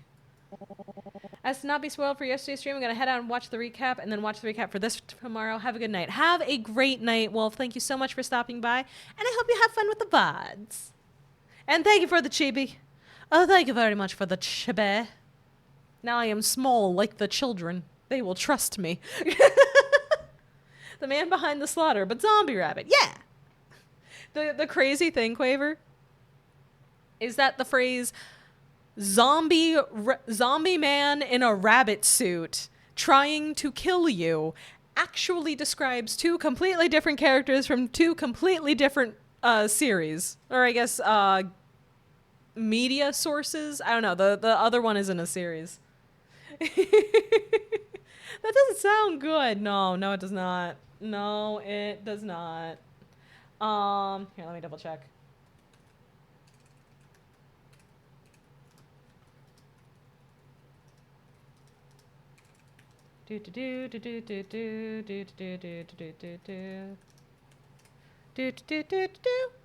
Junie Tyson. That's the one I was thinking of. Yeah. Did you guys ever watch Junie Tyson? Zombie Man is the rabbit suit, more like in FNAF. Yeah. No, Junie Tyson is a very fun to watch single season anime. I thought it was fun to watch, at least, where you have 12 killers, 12 fighters. A lot of them are assassins, each of them based on one of the animals of the zodiac. And they all have their own special way to kill, essentially. The person who's there for Year of the Rabbit is a dude who is fucking insane, loves fighting so much, he's fucking insane. He has the power to turn people he kills into zombies under his control. And the whole time, he's wandering around in a Playboy bunny suit, complete with heels and a tail that is about as big as he is. And it's fantastic. Zodiac Killer 1 through 12. Kinda. No, it was very fun. If you like cool fights and turning your brain off, it's a very fun show. It's a very fun show. No clue what that is, but I'm noting it. It's a good time. It's a good time. Ugh. I'm not going to say it's like one of the greats, but it's a very fun watch. It's a worlds apart from my first impression of it 1 month ago. If they bring Springtrap in for the FNAF 3 movie, I'm going to lose my shit. I don't know how they're gonna, considering they've changed some things, haven't they? Be interesting if they do. 30 days of observing classes, conducting interviews, and writing notes, and they felt like seconds. I wonder if it's my age. The older I've grown, the quicker time passes. Summer, fall, winter, spring. All of it passing by while musing over my impending mortality won't get me anywhere. But the YTDI really does look warm right now. If there weren't other people in the building, I'd go down to the ground floor and take a nap in the grass. Right now, I'm sure some of the trainees are doing the same.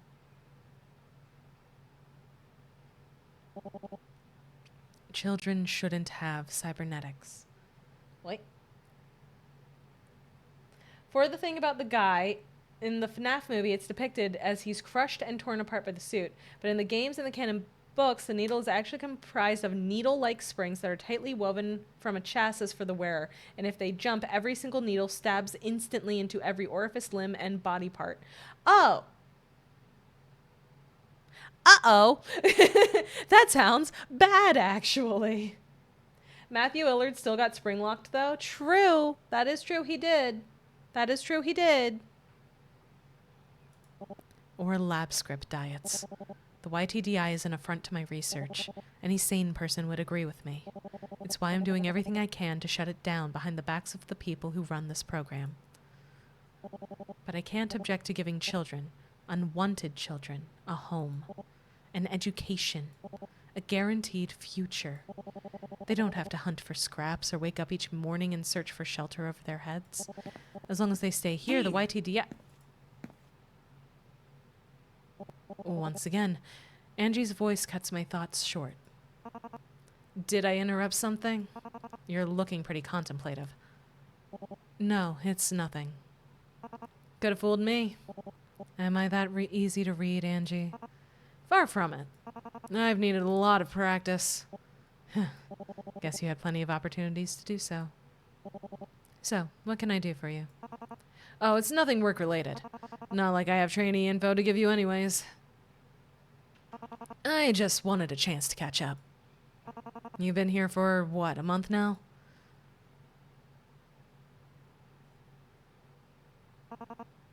What do you look at that?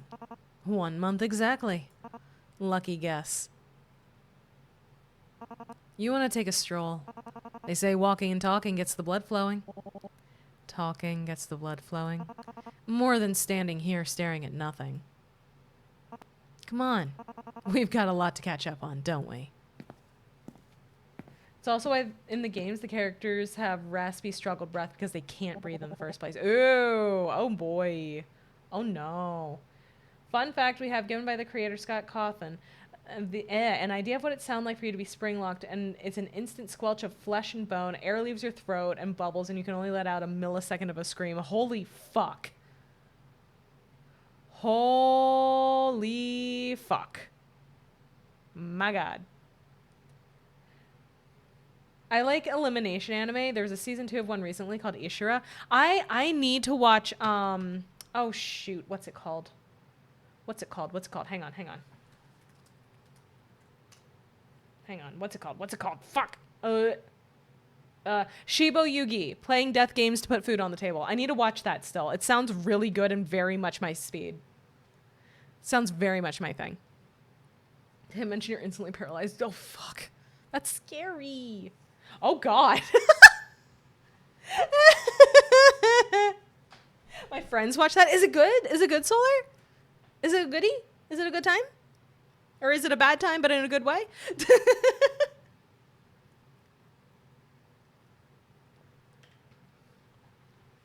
We begin to walk around the bridge's perimeter. Our pace is slow, aimless, lazy even. And our conversation is just as meandering. See any films lately? Any takeout places you recommend? I know modern art's not your thing, but I think you'd enjoy this new exhibit.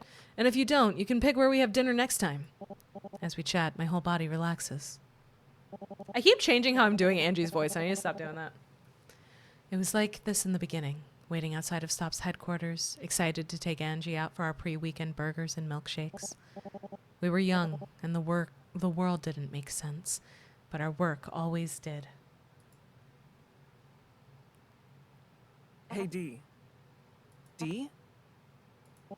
I hear Angie calling my name, and my mind snaps back into focus. Is something wrong? No. Nothing. I was just wondering if you were ready to, you know, bring up what was going on earlier. Oh, that. No pressure. If you're not up for it. No, I am. I just need a moment. Take all the time you need. I take a deep breath to think about how to approach this. Actually, can I ask you a question? As a friend. Go ahead. I'm all ears. Why did you end up working for the YTDI? That's a big question. It's one that's been on my mind a lot lately.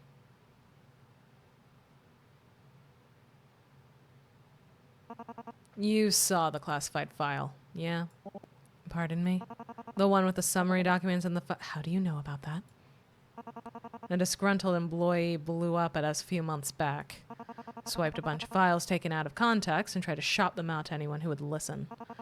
This was around when you were first curious about the YTDI, right? Yes.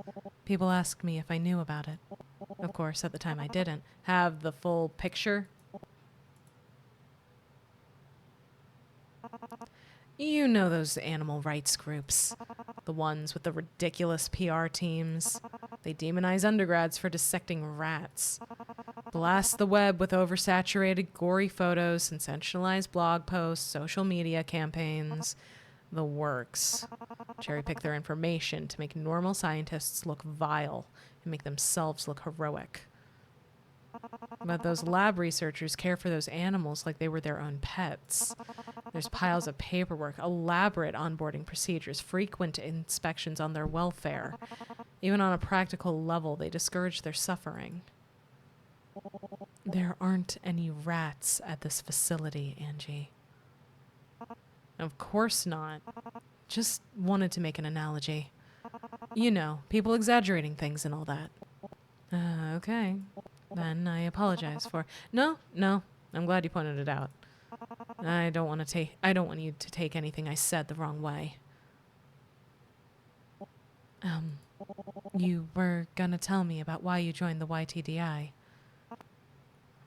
Right. We went off topic, didn't we? Comparing children to pets is wild. Comparing children to lab rats. My friends like the art style and music, but was deeply upset by the content, so he recommended it to a friend that likes that style of anime. She liked the content, but hated the plot holes or rather lack of information. Ah, okay, I'll keep that in mind then. Thank you, Solar. Everyone has the right to a bright future. Most of these trainees don't come from pleasant backgrounds. All of them are orphans. Many of them lived in places that couldn't feed them once a day. So if Stop hadn't intervened, their futures would have been... Pets, they're expendables. Yep. Well, that's why I think the YTDI has potential, you know? It provides its trainees with housing, a community, a secure life. And by giving them a secure life, the YTDI will prevent future crimes. So in the long term, the YTDI will contribute to Stop's reason to exist. Fuck's sake, I can't speak French. Exactly. And in the short term, we're changing these trainees' lives for the better. Still, seeing children receive cybernetic enhancements, that just doesn't sit right with me. I understand. You don't want to be remembered as the mother of cyborg children, do you? I don't have anything to say to that. She's spot on. We don't do anything here for fickle reasons. Subjects are only ever cybernetically enhanced if we feel that their quality of life could be improved. I was wrong. You're not greedy. You're batshit insane. Literally. Literally.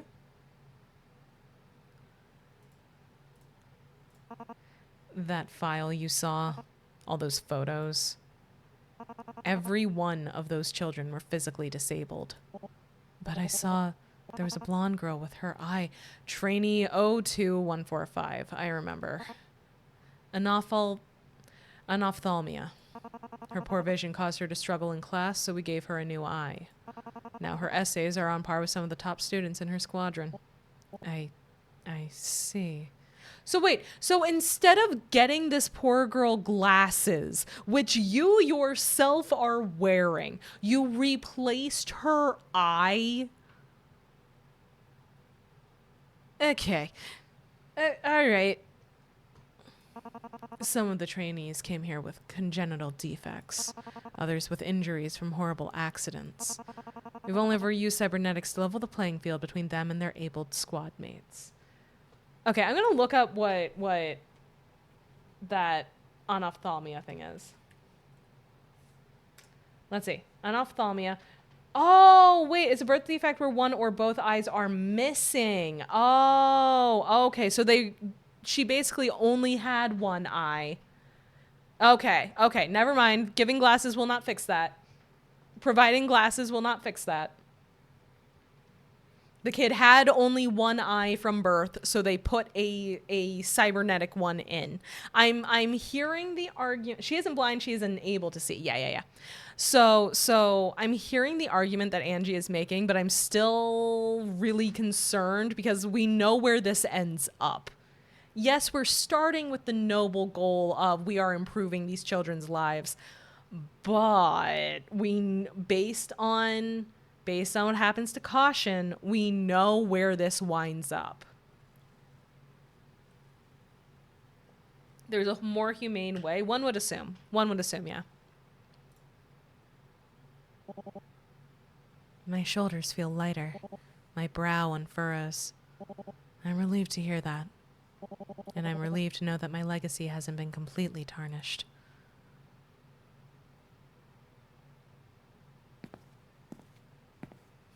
Military funding for cybernetically enhanced soldiers. Metal Gear in a nutshell. I want you to know if you have any concerns, you can always come and talk to me. Yeah.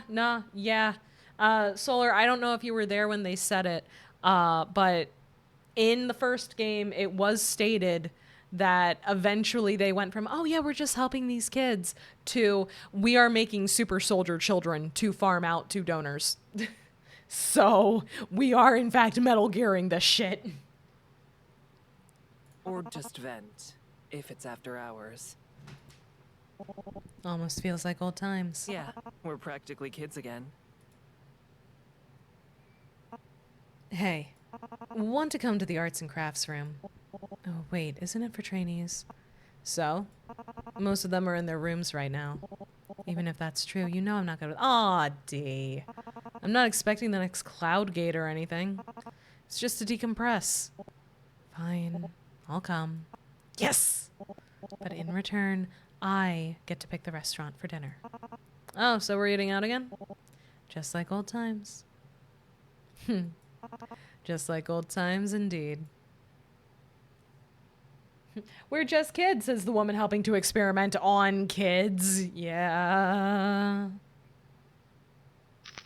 Okay, give it 2 more months. We've gone from June to August.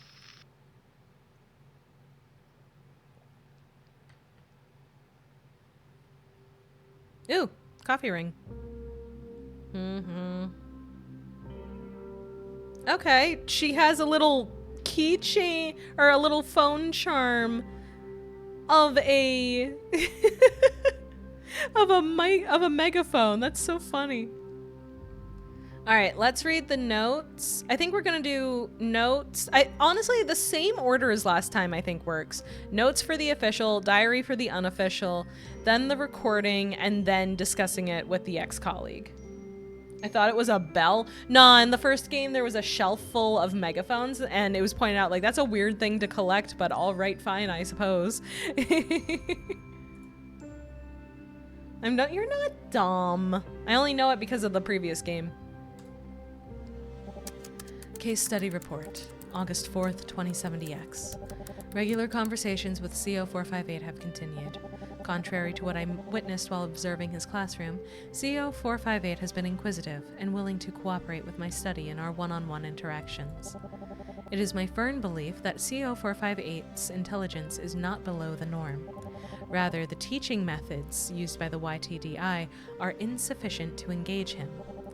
What his instructors have labeled as acting out appears to instead merely be an expression of boredom.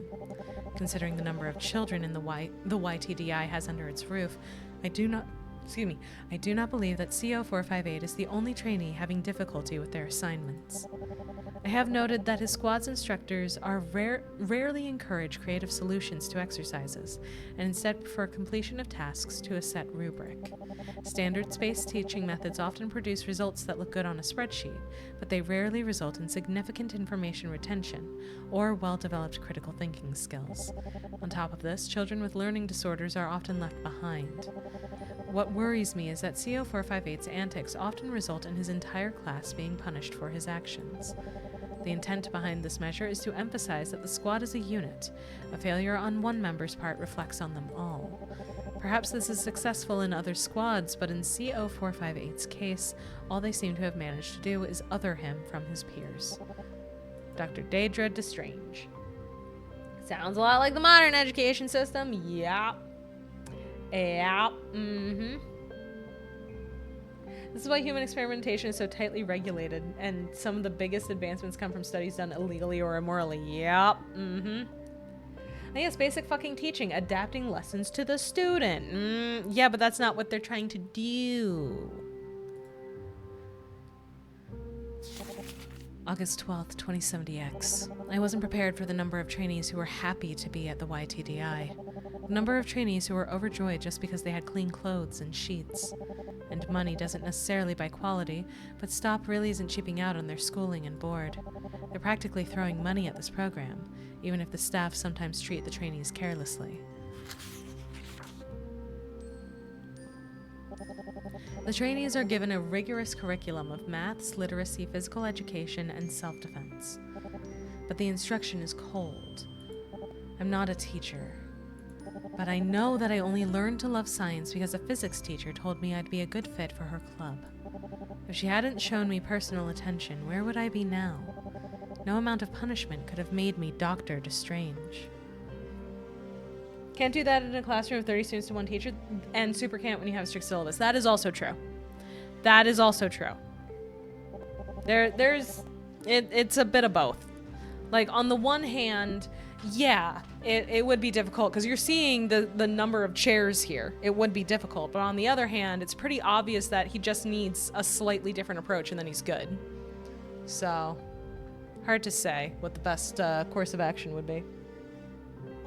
Oh, stretchy, stretchy. Stretchy, stretchy. One time I watched CO458 and his squadron line up to receive the results of their grammar quiz. It wasn't hard for me to guess how well each trainee did. Some shied away from their squad mates, others threw their heads back in relief. But when CO458 arrived at the front of the line... We do not mess with the scientific method, apparently. Apparently. What? I have to do another makeup quiz? But I studied really hard this time. Not hard enough, I'm afraid. The quiz will start at the time I wrote. See you then.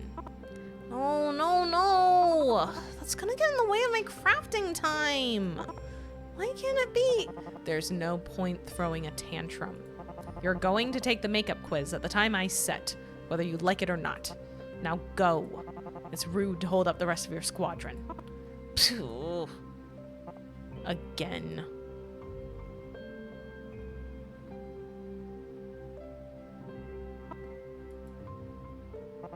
All right, everyone.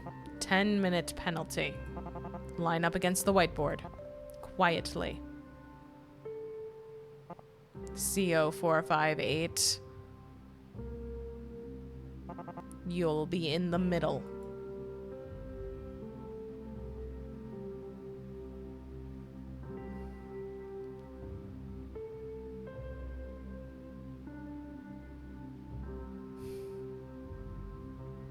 The bags under his eyes look worse. He didn't have those when we saw him before. He was all bright-eyed before. I'm gonna take a nap. Okay, Sahili, I hope you feel better. I'm sorry that you're having a flare-up. I hope you feel better soon. Get some rest. Just saying, it's hard for teachers to help every student if they only have an hour to cover a topic, which is what tutors and extra lessons are designed to help with. Correct, correct. Teaching is hard. Teaching is fucking hard. So that's why we saw them like that. Yeah. As CO458 dragged his feet to the front of the classroom, I watched the other trainees. Some of them rolled their eyes at him. Others gave him a bitter glare. Given the way the teachers pitted the trainees against CO458, I wasn't surprised they disliked him. To them, he was a dead weight to their squadron, an underperforming troublemaker. And to me, he was... Seeing no one help him left an indescribable emptiness in my chest. 6 to 9 months is estimated recovery time. I am so sorry, Sahili. I am so sorry. Children like him aren't dumb. If you treat them this way, they'll learn that their performance determines their worth as a person. I've known college students who have found that level of responsibility overwhelming, but these trainees are elementary schoolers. They need coaching to get things through to them. Frankly, I'm surprised there aren't more stragglers.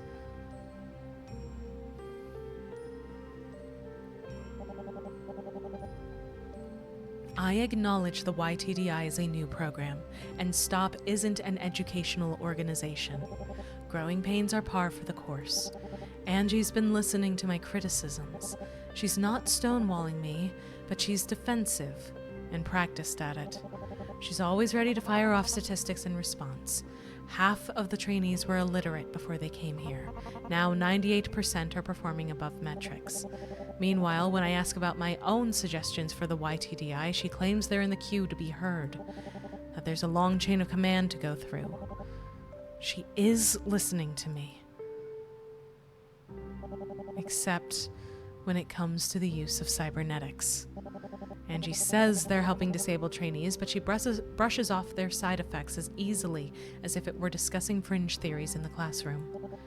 And whenever she does, I can't help but wonder. How are those trainees coping with technology grafted to their bodies? Did they ask for these enhancements? Do I want my research to be associated with these procedures? Well, I'll try to be patient with Angie for now. Convincing people takes time. Besides, the YTDI has other problems. Yeah, bullshitting, I see. Mm-hmm. When you're taught young that failure means consequences, kids will be afraid to fail. True!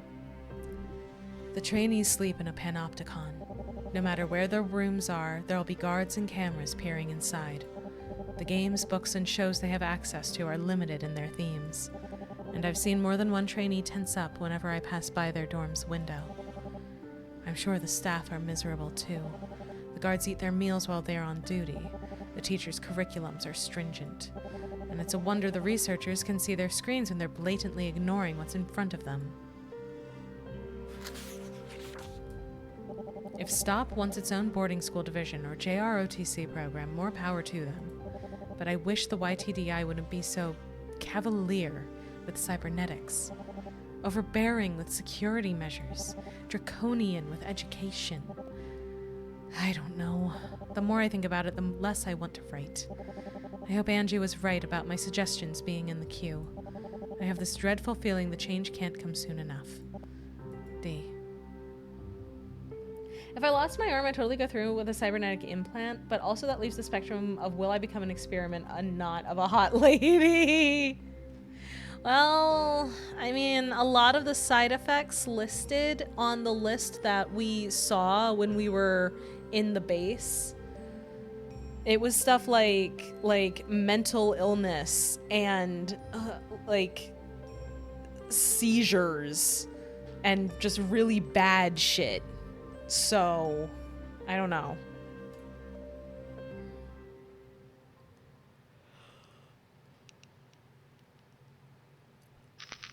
And like we saw that one of Caution's arms was not there when he was broken out of the facility. He has both of his arms right now.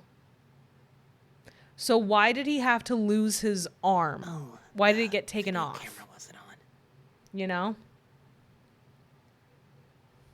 Oopsie. Guess the world will never know the results of our grand Scrattle match, huh? It's quite a shame. Your skills have improved tremendously. But I lost again!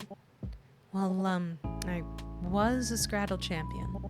You just learned this rule set a couple of weeks ago. I mean it. You are very good. I think you could go toe-to-toe with Shreya now. Oh! Have you foolish adults finally reevaluated my reading ability? Oh, wait. I don't think Shreya knows how to play Scrattle. Could you teach her? From what you told me, I think she'd also make a wonderful player.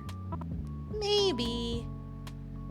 I don't know if I'll have time, you know? What do you mean? Did something happen?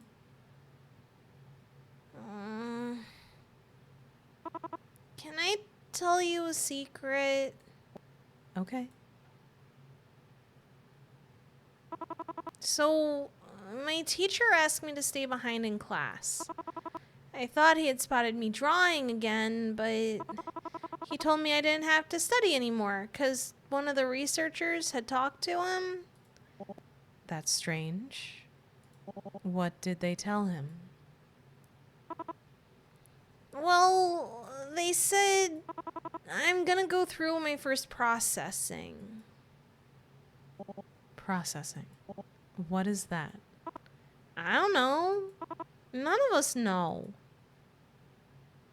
I mean, I know that everyone gets processed eventually, and that process trainees graduate.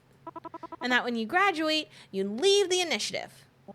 That's rather vague. That's what I said. They must be hiding something. I don't know what's gonna happen to me. When I think about it at night, I can't sleep. It makes my skin all prickly. But you wanna know what's really strange? None of my squad mates are getting processed with me. Is that unusual? Yeah. We always see other trainees leave for processing in groups of 2 or 3 or 4. Never 1. CO458, I'm not stupid. I know why I was picked. It's because I doodle in class. Because I forget my homework. Because when it's time for group projects, none of my squad mates want to work with me. And because whenever I try to talk to someone, they always act so tired.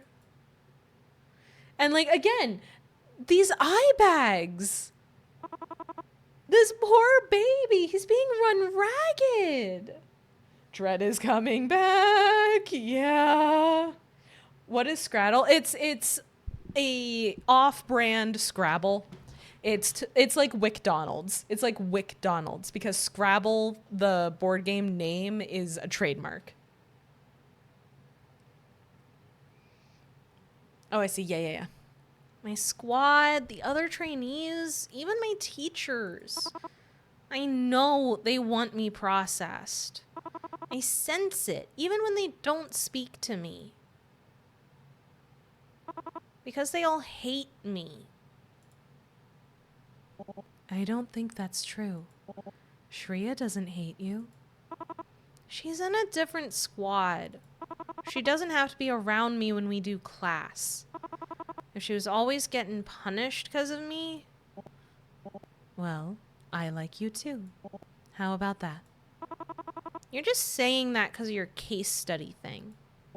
No. I mean it. You're a talented artist. Your excitement is infectious. You're much smarter than people give you credit for. And I think you're lovely, just the way you are. Oh, the little smile. Oh, baby. Oh no. Monopoly seethes that it named its game after a real life turn. True. They're isolating him. Yeah. Can I ask you something? Go right ahead.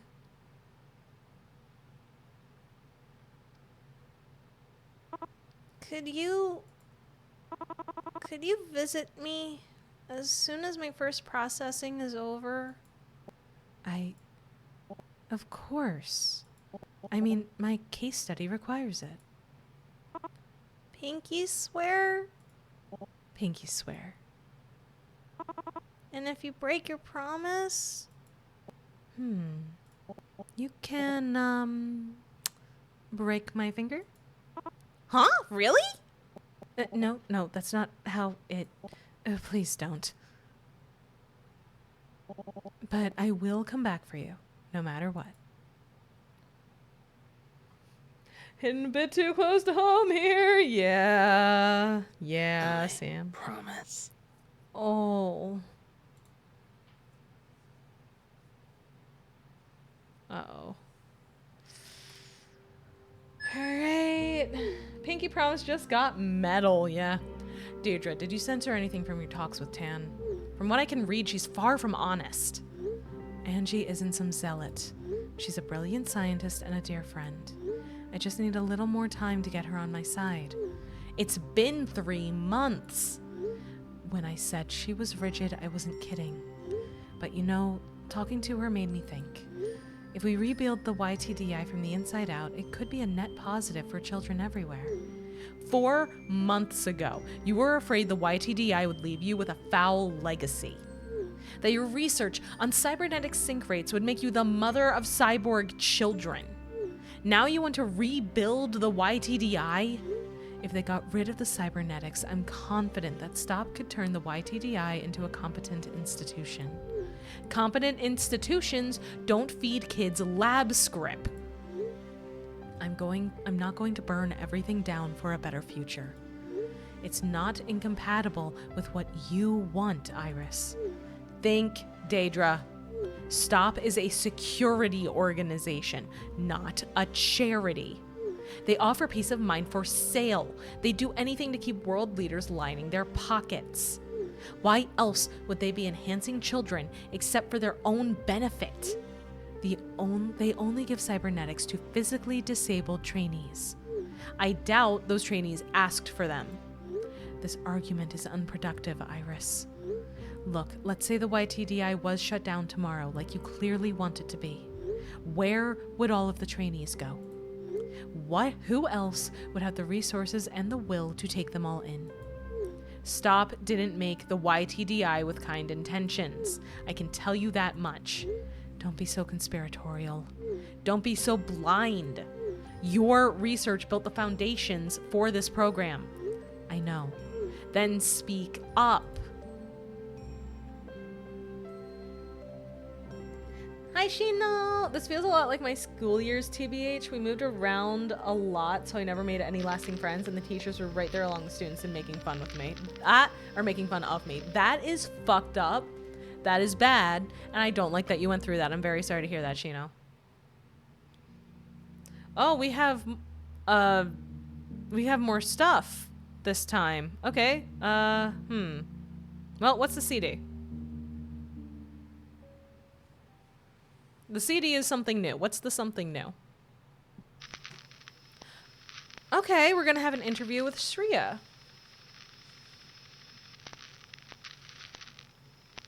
Okay. This happened only a couple days ago.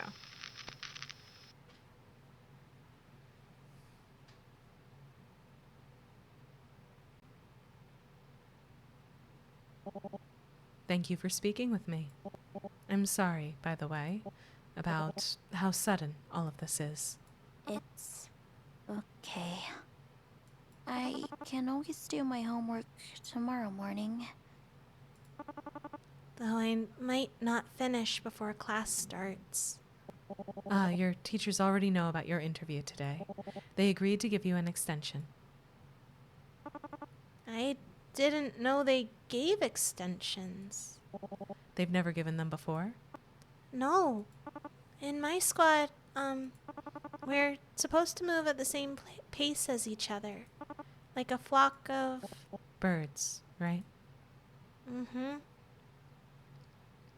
So an extension for someone who falls behind is... From what your teachers have told me, you seem like the leader among your squadron. I got the impression that they didn't expect a missed assignment to deter you. Does that make you feel better? Good. Then please introduce yourself. My name is Trainee S4-174. You told me your name the first time we met. Why not now? I didn't want C0-458 to feel alone. I see. What was your life like before you joined the YTDI? They're playing favorites. They really are. You don't have to talk about anything that makes you uncomfortable. It was very far away from here. I see. Thank you. I'll move on. She's an adorable child, and I pity what we know is likely to come next. Yep. Question 2. Are you getting along with your squadron? Honestly? Please. Honestly, I feel like I'm trapped inside glass. My squad mates see me. They know I exist. But they don't know how to reach me. And to be honest, I don't know how to reach them either. It probably doesn't help that they're weirded out by my arm. None of my squad mates are missing anything. But that doesn't stop kids in other squads from getting along. Maybe there's something wrong with me. Or maybe it's that lady. The one with the messy hair and the dangly earrings. You mean Angie? Dr. Tan? What does she... She likes to meet me after class. Ask me how I'm doing with homework. Have me write or carry things for a few minutes. Sometimes she'll take a roll of measuring tape and wrap it around my arm. If I do well, she'll pat my head and give me candy. I thought candy was practically contraband around here. I don't mind any of that, but every time Dr. Angie takes me aside, she and my teachers tell my squad mates to follow my example. And I think some of them are jealous of that. Genuinely on the edge of they physically beat these kids, don't they? Because I don't doubt it. Well, we still don't know what processing means, and we know what state Pavel/Caution was taken from this facility in. So it's possible. Considering that Dr. Destrange said outright in one of her files that the researchers, quote unquote, forgot to give Pavel his anti-seizure medication, and then he had a really, really, really bad seizure. And it was specifically as a punishment that they did that. I wouldn't put it past me if they did similar things. And how do you feel about it? Sick to my stomach. I don't like working. I don't like being in the spotlight. They call me a hard worker, but I'm just trying to escape notice. Just trying to avoid arguments, fights, the other kids. But my squad mates drag me into their messes anyway. They want Dr. Angie's attention. They want to be praised. They want candy, and they all want to be someone's favorite. My class scares me, Dr. Deidre. We don't have to talk about them anymore if you don't want to. Please. Well then, what do you think of CO458? C0-458. I like him. He's my best friend. He told me the same thing. The fact that she finally smiled when they started talking about Pavel. They start talking about Pavel and she immediately starts smiling. This little kid is a ray of fucking sunshine and they're going to torture him. That makes me really happy. When I first came to the YTDI, he was my assigned roommate. As soon as I entered my dorm, he marched over and swung his hand up to greet me. He had this big, goofy grin on his face. I've seen it before. Strangers that act friendly. Bad people with fake smiles that are trying to get something from you.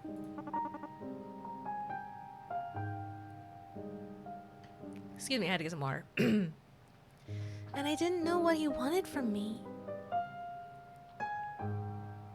So for the first few weeks, I tried to avoid him as much as possible. These poor kids, I'm gonna cry, I know.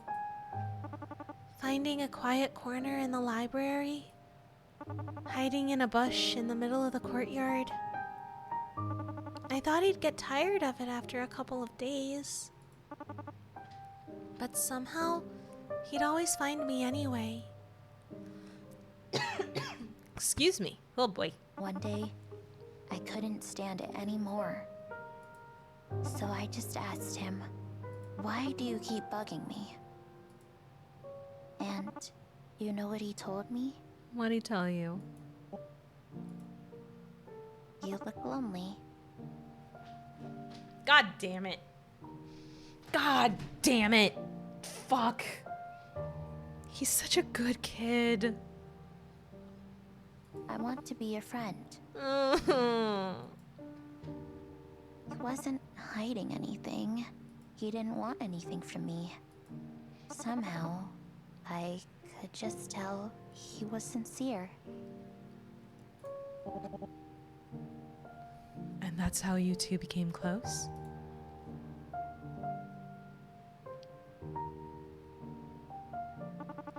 After that, I stuck with C0458 whenever I could.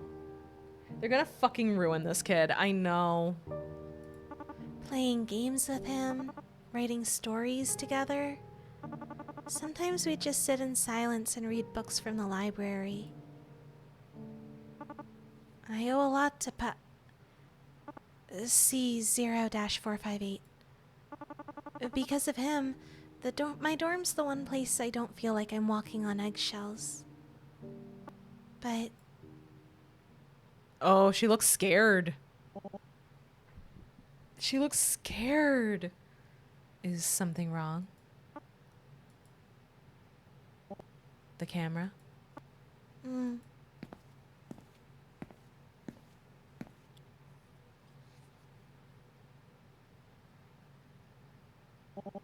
It's a standard model. Video, but no audio. There's no need to worry. It won't pick up on anything we say.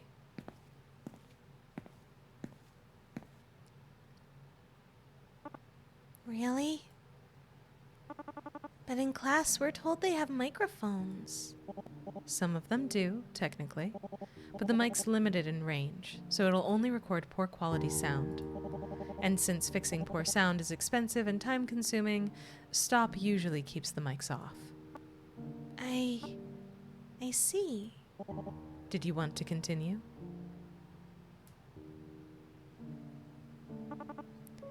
I'm worried about C0-458. You've been watching over him, right? Yes. So you've seen how they treat him in class. Yes.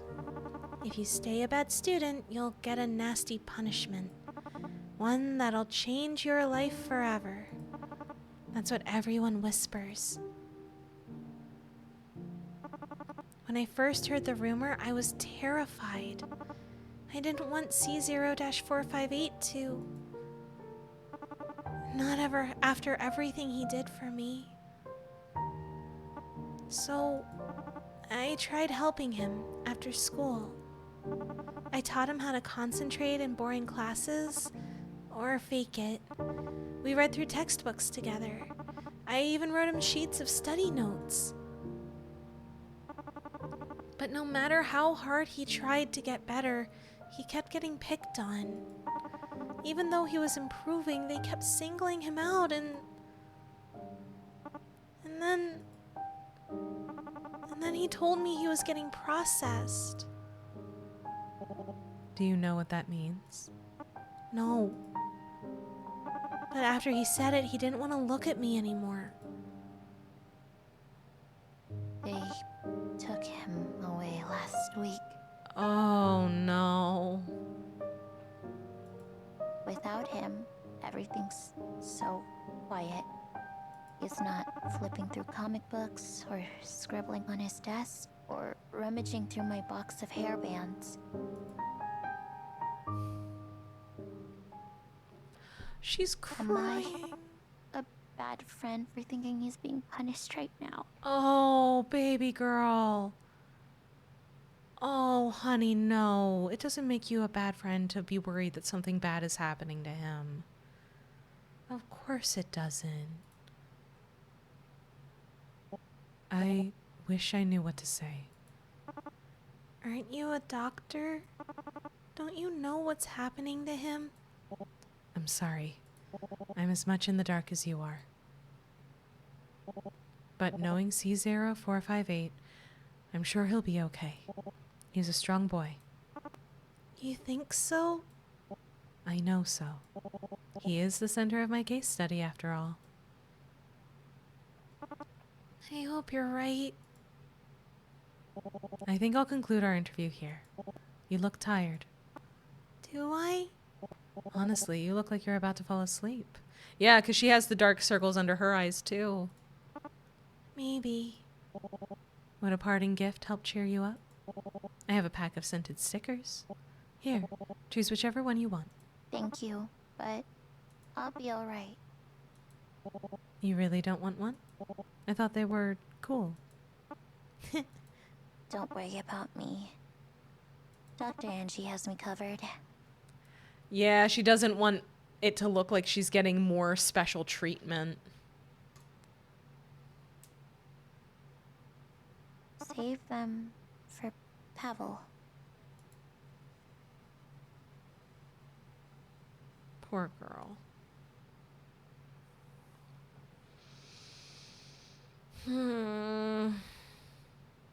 Okay. What's the official shit say? Case study report, August 14th, 2070X. Focus study of C0-458 is on hold while the subject undergoes processing. Observation of CO458's former squad have continued in the meantime with little to report. Without CO458's presence, classroom time is quiet and proceeds evenly. Conducted short interviews with trainees in his cohort. Anxiety about future graduations is high. Currently seeking clearance to visit C0458 in recovery. Will update after I have had an opportunity to do so. That was short. It's concerning that was short. August 20th, 2070X. Where could CO458 have gone? The security board told me that it would be at least another week before he'd return. Of course, they didn't mention anything about processing.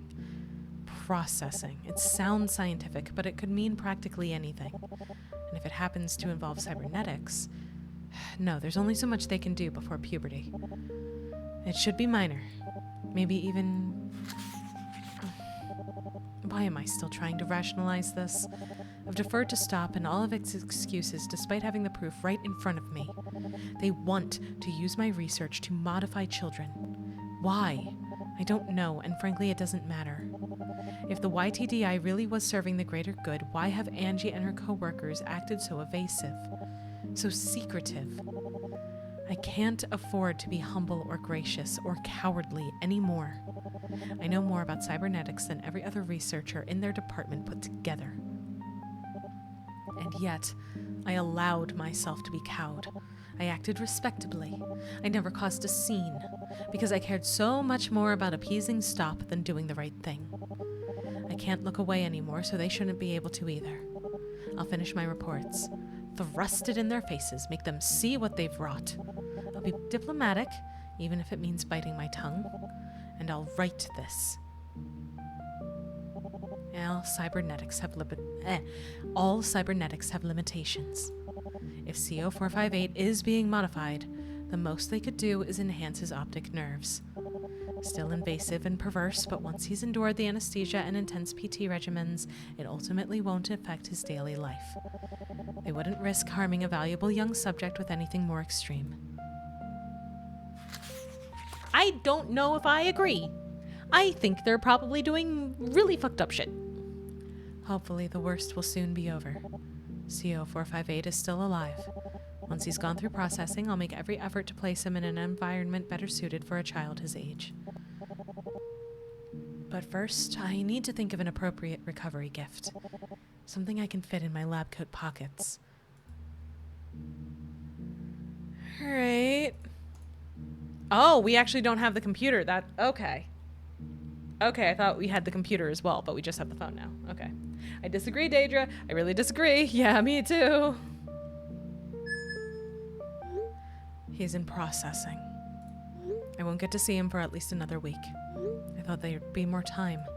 He's still so small. Is there anything you know about processing, Iris? Please tell me it's only skin deep. I'm sorry. I never oversaw any of the projects directly. By the time the YTDI was founded, I was already on the way out. Surely you have something on it, Iris. I know you. You keep tabs on everything. Not on this. Processing is kept under especially tight wraps at the YTDI. As you've guessed, it is a step related to cybernetic enhancement, but beyond that, I should have done something. I should have used my authority, my expertise to intervene before it was too late. Instead, I just stood by the sidelines. I never even raised my voice. I know I've been critical sometimes. Harsh, even. But I think this would have gone ahead anyways, no matter what you did. Really? From my impression of these people, definitely. How encouraging. Listen, I was given a polite exit, but your name still carries weight at stop. Your case study is compelling and detailed. And I have no doubt that little boy is going to be more than happy to see you again once he's out of there.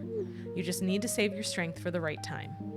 And when that time comes, don't take no for an answer. Thank you, Iris. I just hope I'm not too late. Oh, okay, we got something on the computer now. Okay.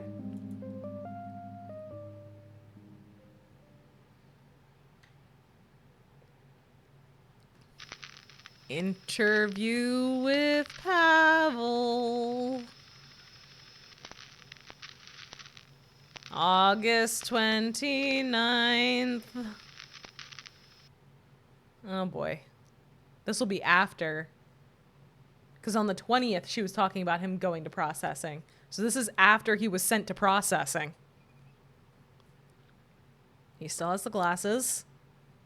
He still looks... Afternoon, CO458. He looks like he's probably intact, but I guess we'll find out. I see you're back from processing. Dr. Deidre? Hey, baby. Hey, baby boy. You still got both your eyes. That's good. You came. You sound surprised. I promised you I'd visit, didn't I? Yeah, but...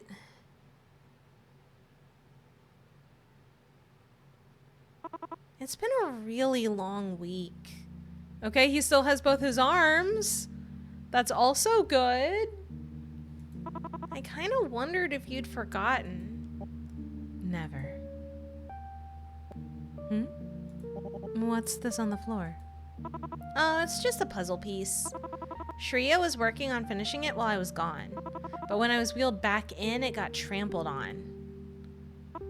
Shree wasn't happy about that. I can imagine. Here, I got you something. I figured you'd need to pick me up after processing. Gushers! We got the boy Gushers! Whoa! There's some snacks from outside. I promise they taste nothing like script. I didn't know they made food so colorful and tasty. Glad I picked out something good. So, what have you been up to since processing? Just resting? Well, I'm trying. But Shree keeps bringing me classwork. I thought I didn't have to study anymore. That's very rude of them. I'm sorry, CO458. You know, I've been thinking. You don't have to call me that. You can call me Pavel. For the sake of the case study, I really shouldn't break protocol. Did you break protocol for the gummies? Sassy little baby. Sassy little baby. All right, all right. I'm sorry, Pavel. Much better. Is having a proper name important for you? Indeed it is. It's a big deal for you too. Not just anybody gets to call me by my true name. Oh? Yeah, it's like I'm letting you use it. You and Shree, no one else. You're my inner circle. You get to know my secret identity. Like a superhero, huh? Exactly like a superhero. Got it. I'll keep it hush-hush then. Have you been outside this room since processing? No. When I said I was bedridden earlier, I wasn't Exaggerating? Thanks. He's a superhero. Yeah. You always got the right word for me. But yeah, being bedridden, it's really starting to bug me. It's like I've got a house cold. You mean cabin fever? Whatever. They're the same thing anyways. Then what happened during your processing? Well, it was kind of like getting me teeth cleaned. Like, one moment, I'm laying on this long, hard table. I've got this big blue light over me. Kind of looked like a spider with a bunch of eyes and legs. The light was super bright underneath, and I was surrounded by all these doctors in white uniforms and masks. I was told to count down from 60, so I did. But then I fell asleep before I could finish. And then I woke up, and...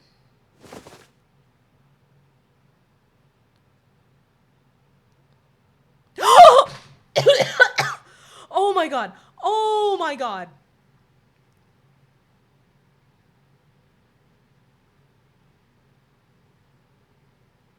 Oh my god. Oh my god, what the fuck? Oh my god, what the fuck? And it's still bloody. It's still bloody. They didn't even fucking stitch him up properly so he wouldn't be bleeding through his fucking bandages? What the fuck? What the fuck? What happened? Was there something wrong with your legs? Wrong? No. Nothing was wrong with them. But now they can give me better legs. You know, an upgrade. Better ones? Ones that'll let me run faster or jump higher. Like a real superhero. You know? Really. It's okay. If I just practice hard. I believe you, Pavel. He's trying not to cry. He's trying so fucking hard not to cry. This poor baby. Oh my god. If he's still bleeding, how much fucking pain is he in? I believe you, Pavel. You don't have to move. Please.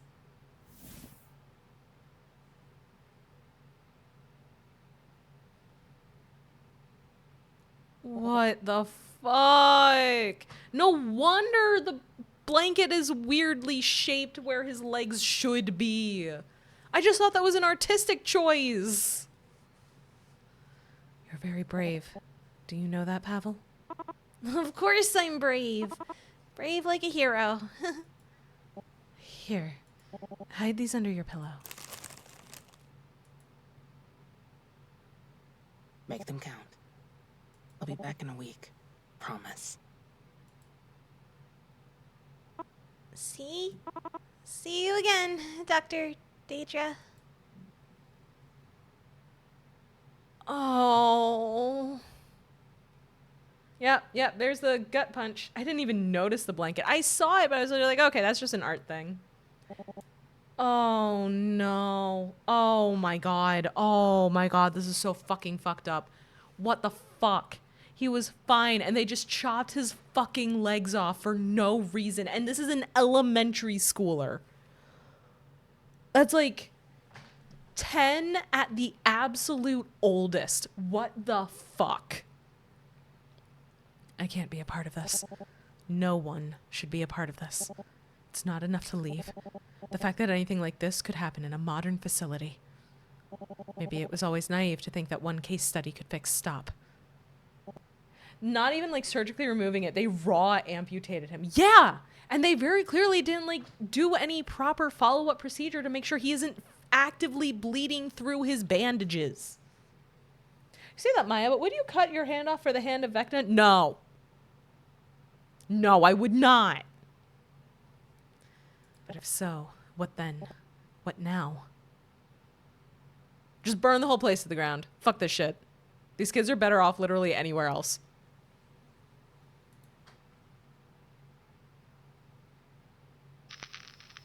Oh, good. It's the start of September. We're getting a lot more glitchy effects. Okay, it's a week later. Oh, it's late. It's dark. So we have the phone, the diary, not the computer, and the file. Let's start with the official. Let's start with the official. Wake me up when September ends. I don't know if we want to get that far with how things are going. Case study report. September 3rd, 2070X. I am absolutely appalled at the Youth Training and Development Initiative's decision to perform major amputation on trainee C0458. Improvements in synchronization rates are irrelevant.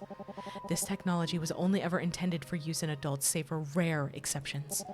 The relatively static state of an adult body allows for easier construction of prosthetics, and only a mentally mature individual can reasonably be expected to endure the inevitable side effects of cybernetic implantation. Let me be clear. Rejection symptoms are not a risk. They are an inevitability. For all the advancements in biotech over the past few decades, there have not been enough to stop the body from revolting against artificial neurons when they are stitched to its muscles, or from realizing that the hunk of polyurethane and silicon in its skull is not part of its gray matter. Medication can suppress the body's immune response and stave off seizures, but it is a patch, not a long-term solution. Despite these facts, C0458 was approved for full transfemoral amputation and implant preparation procedure. I cannot conceive of a scenario that justifies the callous removal of 2 completely healthy limbs from a young child. The fact remains that C0458's quality of life has been significantly impacted for no reason beyond the YTDI's goals. If this is the level to which the YTDI is allowed to conduct itself, then it is clear to me that STOP has become little better than the organizations it once worked to quash. There is no theoretical threat or future crime that justifies what I have witnessed. If this is what my research is now supporting, then I would rather have never pursued it in the first place. Dr. Daedra Destrange. Fun fact, this is why our eyes have separate nerves. Yep. It's why sometimes if you get sick enough, you can go blind, because the immune response goes haywire and starts attacking the eyeballs because it has its own thing going on. Diary time. September 3rd, 2070X. They took his legs. As if stripping him of his name wasn't enough, they ripped his legs off of his body. Why? I can't think of any good reason for this.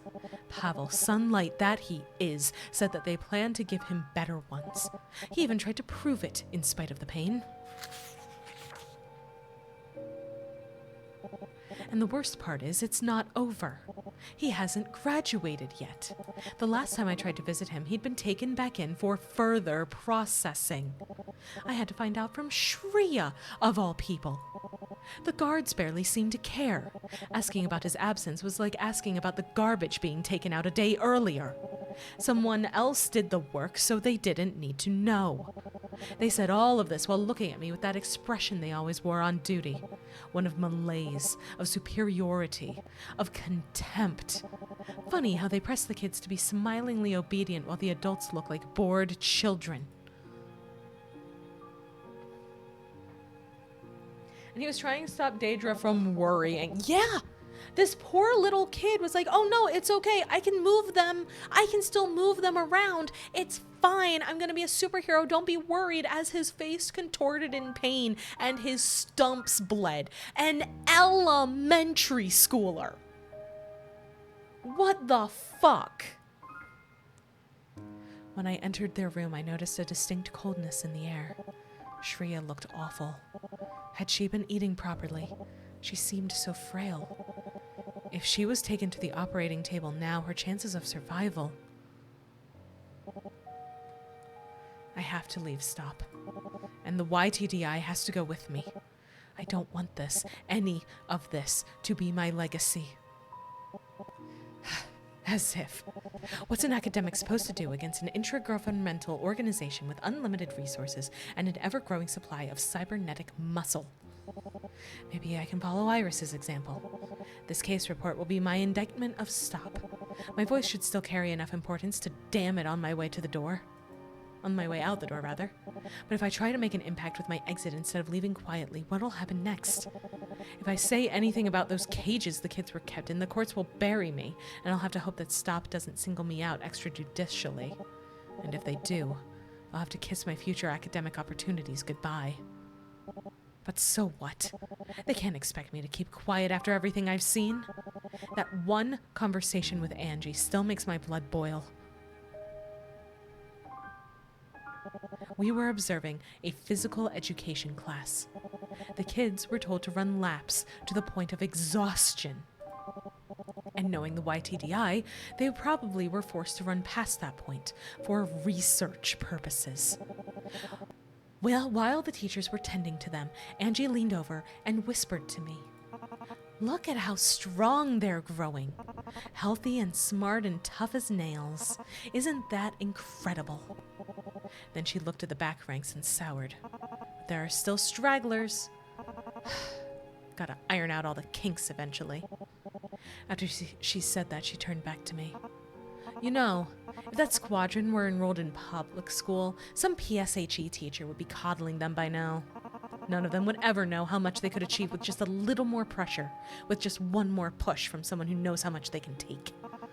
Back in school, I knew this kid, born with a hole in their heart, maybe some large ASD. They had it rough, but they persevered. Didn't pity themselves, had pride. But the teachers insisted on coddling them, waiting on them hand and foot, carrying their books, giving them extra exam time, letting them skip phys ed. The adults around there let their condition define their life. By the time we graduated, I barely recognized them. Ended up more ghost than person. If I knew then what I knew now, I wouldn't let them fail themselves like that. Does she think we're still friends? I've been speaking to her less and less. By now, she's basically talking to herself. And I hate seeing her inner ugliness rear its head.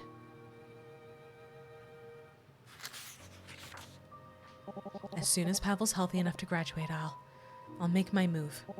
But I'm not leaving Stop without him. Well, we're gonna have to wait a bit. He isn't gonna be able to go on his own. I've got my 2 weeks notice lined up with Pavel's estimated graduation. The moment he's out of the system, I'm taking him and leaving. Smartest thing you've said in a while. Do you have any concerns? It's possible that they won't let him graduate. Promises for services rendered don't mean much to people who mutilate children. And if my case study is half as explosive as I'm hoping it to be, this is not the kind of thing that Stop will let circulate for long. There are plenty of people out there willing to listen to you. Not after I slander an internationally beloved crime-fighting organization. We don't have friends in PR or allies in the media. It'd be easy to paint me as another disgruntled former employee, disappointed with a lack of direction in her career and looking for a book deal. Sorry, Daedra. I wish I could tell you that won't happen. But even if things do go to shit on your end, allow me to give you a silver lining. When Pavel gets out, and he will, you can bring him here. Oh, that's the apartment. That's the apartment from the last game. Iris. Once upon a time, it was a garage. Then it was an unrealized research lab with some living quarters. Now it's yours. It's no 5-star hotel, but it's not too bad this time of year. This is the bunker. This is the base. This is the base we got out of last time. Pain Pecco, yeah. There's even a river nearby. I don't know what to say. You're just giving that to me? What did you expect? I'm a wealthy woman with very few hobbies.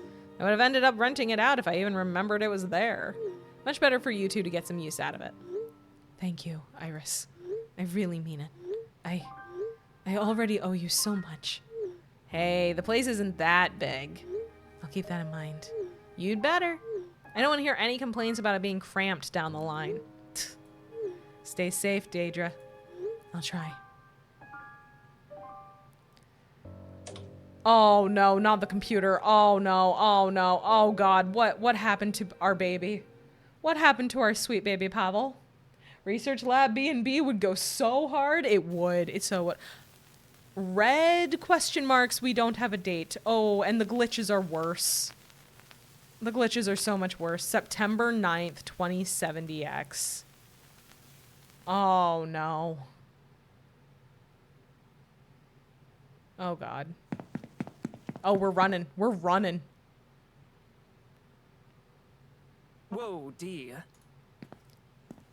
Oh, no, it's Angie. There's a fire drill going on? What? Oh, no, I was just looking for Pavel. I can't find him anywhere. Pavel? Who's... Oh, CO458. Well, it's okay. I'm certain he's around somewhere. I mean, it's very safe here. It's not like he could have just wandered off. Of course not. And yes, it is very safe here. Yeah, it would be difficult for him to wander off without his fucking legs. I imagine she carries Pavel military fashion. I'm imagining she just scoops him and goes. Just scoop him up, Princess Carrie style.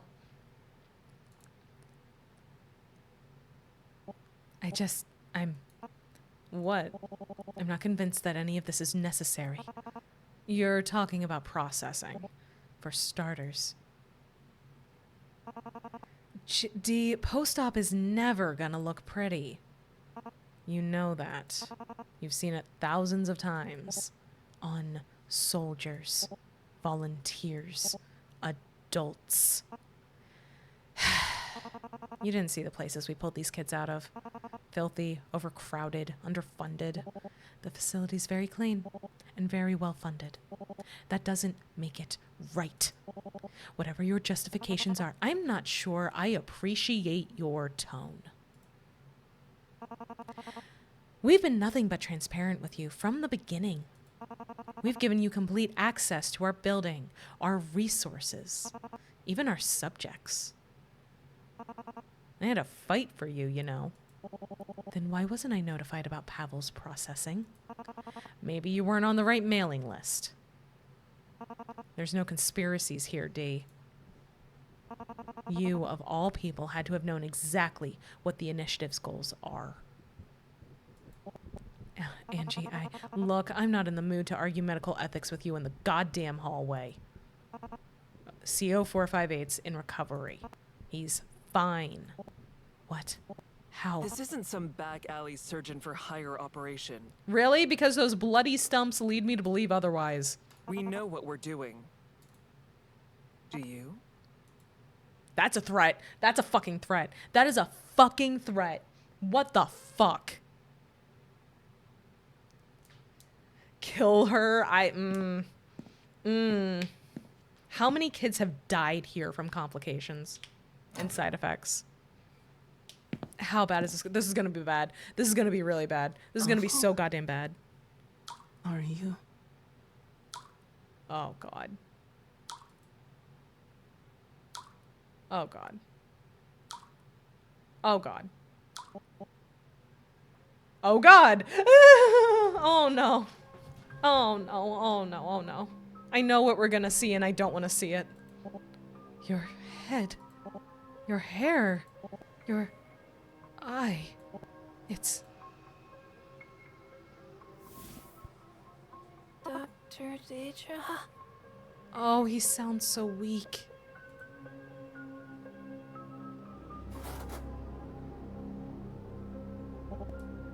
Pavel, wait.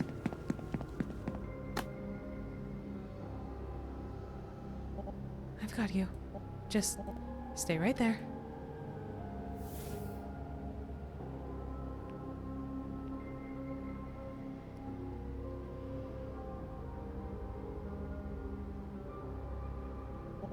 Has anybody been here to take care of you? Oh. Well, I think so. Shreya's been here at night a few times. Hasn't said much, though. I pretend to be asleep because I think she might be scared of me now. She's probably worried about you. I'll go and talk to her, okay? Okay. I really don't want to upset her. You don't have to worry about upsetting anyone, okay? You haven't done anything wrong. How are you feeling? I don't know. Tired and weird. It's all right.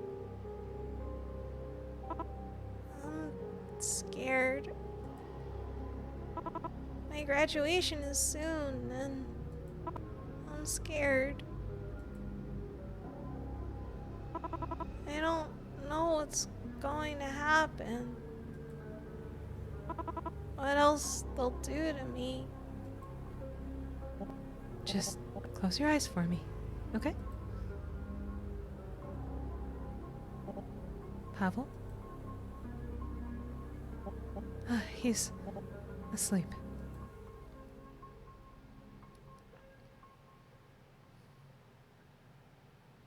Fuck, dude. Shit. We knew this was going to happen because we saw the pictures of what was done to him in the last game. But they took his legs, they took his arm, they took his eye, and they cut into his brain. They did something to his brain. They're going to tear him apart. Rearrange him. Again and again. And not just him. All the other trainees here. All the other children yet to come. Over and over and over. And for what? This is my fault. My research laid the foundation for this. My reputation funded this. I let this happen. I did this. There has to be something I can do. No, I have to do something more than writing words on a goddamn page. That's it. I'll break him out. Prevent him from graduating. And burn this program down to the ground as we leave. At this point, this isn't even a call for justice. It's just plain cause and effect.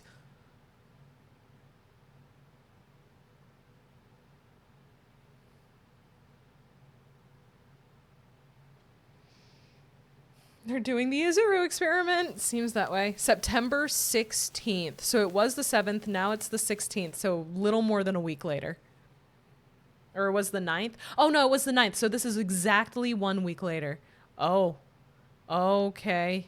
We got our box of stuff. What's the official? What are we submitting? Case study report.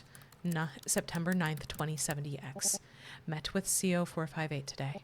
Engaged in normal conversation and activities with the subject. CO458 became tired shortly into the session, so the visit was cut short after about an hour. CO458's temperature and blood pressure appeared to be higher than normal levels during the visit. Recommending an increase in immunosuppressant dosage. Recovery otherwise appears to be on pace with expected timeline. Dr. Deidre Destrange. Oh, fuck, dude. Yeah, the lights aren't on. What about the diary? September 9th, 2070X. I'm going to destroy my life's work. They'll have to update the textbooks. A small footnote at the bottom of the page or in the back of the index. Dr. Deidre Destrange went on to commit multiple terrorist acts. We in no way, shape, or form approve of her blah, blah, blah. Fine by me, as long as they leave my name in. A curious kid might search for that crazy lady's name on the internet. Find a case report written by her and give it a read. Better a pariah who speaks the truth than a diligent researcher who can't stand to look at it. As I walk through the YTDI's halls, my stomach drops whenever I pass the spots all rig. Though the guards just stand around and glower at the kids, they're still combat-ready professionals. More than a match for little old me. If they ever catch on to my plans, they could drop me before I even enter the building. Funny, I haven't feared others being able to hear my thoughts since I was in college. I remember feeling guilty when I learned about thermal runaway and lithium-ion batteries. When I realized how easily this knowledge could be reapplied, I was convinced there was something wrong with me. Maybe I was right back then. Compared to my usual work, making bombs is dead simple. I spent most of my time planning how I'd space out the fertilizer purchases. Looking back on it, smuggling Pavel's snacks made for a fine trial run. I have surefire proof that the guards won't check me. So, why am I still so anxious? If it's not my legacy and it's not the process itself, Am I afraid of what'll happen to Pavel after all this? I can house him, thanks to Iris. I have money. I can cook. But there's still so much I don't know about Pavel. How will I care for his medical needs? How will I educate him? Will freeing him doom him to a life in hiding? And Shreya. And the other children. And every other poor soul that's been victimized by this program. Where will they go once I'm gone? Even if I could house them all, they wouldn't be free to leave. Not with Stop on their tail. I'd have just moved them from a spacious cell to a cramped one. A cramped one next to a river. Still.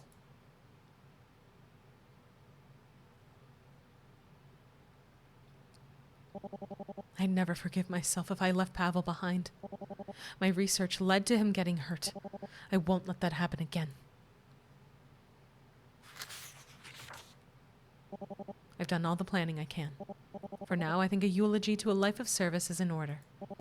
To my colleagues, the good ones, I hope you've been working from home.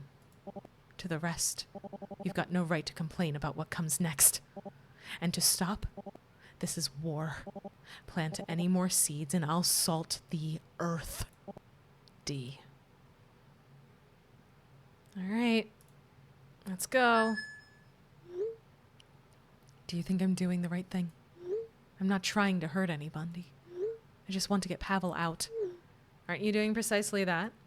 Yes, but there's a growing list of asterisks. I can't save the other children. The numbers just don't work. And how does that make you feel? Like garbage. Where will they go? They know nothing about the real world. Kids are tougher than you think. No, not tougher than Stop. You'd be surprised. They'll adapt. That doesn't make me feel any better. I doubt anything could right now. What about a confession? I've wanted all this. The recognition, the respect, the budgets, the pay. You know, before I came to Stop, I took 5 internships in 1 summer. Barely got my foot out the door before I added them to my CV and never looked back. And we all do. That's the game we play. I liked playing that game. I was good at it. And there's a sizable cowardly portion of me that doesn't want to give it up. And do you worry about Dr. Tan and the rest? Despite myself, yes. That's just the kind of person you are. In case we don't get the chance to reconnect for a while, let me say this. Every system falls apart eventually. It's entropy. Forest fires are natural and healthy. Stop is no exception. If people are horrified by your findings and your methods, that's for the best. They'll quit. They'll leave in droves. And you'll have gotten them out of a dark hole. And if I hurt people, then you'll just have to make up for it. And the kids, they'll be strong. Even if their new lives aren't cushy or clean, they'll be lives that they choose for themselves. Again, that's not reassuring. I know. Very little is right now. You have a lot to answer for, D. You're already a history maker. From here on, I'm sure you'll be making history in a good way. Try to remember that when you eat breakfast with Pavel. Then, is this goodbye? It has to be. But you'll be in my home. I'll be there in some way. In fact, the sheets might still smell like me. Iris. Gross. No apologies, couldn't help myself. But you don't need me anymore. You'll do good. You always have. Thank you. Take care now. You were always my star pupil, Deidre. Deidre. Blah, blah, blah, blah. What if Iris is MC from game 1? No, I don't think so. There would have been some reaction to Caution and the recordings from Deidre. So no, I do genuinely believe the MC from the first game was just a random mook from Stop. I trust you'll remember me as your mentor and friend. Hopefully when you're retired and peacefully birdwatching. Goodbye. I'll miss you, Dr. Kai.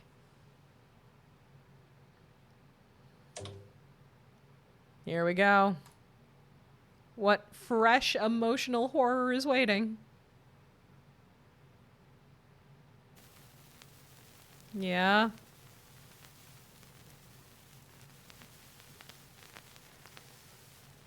September 9th, 2076. Here it goes.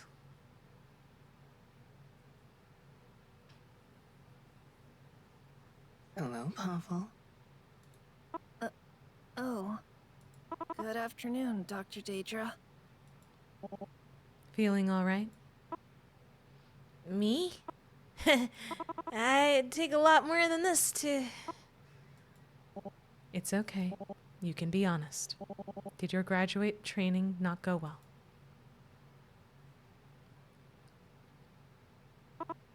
It was scary. Scary and confusing. Could you tell me what happened?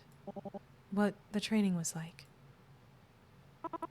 Well, they've been running tests on the chip they put in my head. When it turns on, it's like my brain squeezed into a box or a mine cart. It can only go on the tracks. That does sound scary. Yeah. I had to do all these stupid reflex exercises. And after that, they made me solve math problems and other dumb stuff. All while they looked at me over their clipboards and data pads. And so far, I've been doing good. I was doing everything they wanted, even when it felt weird. It felt like somebody was looking over my shoulder. Only that the shoulder wasn't there, and that somebody was me. And someone else was moving my body. Speaking for me.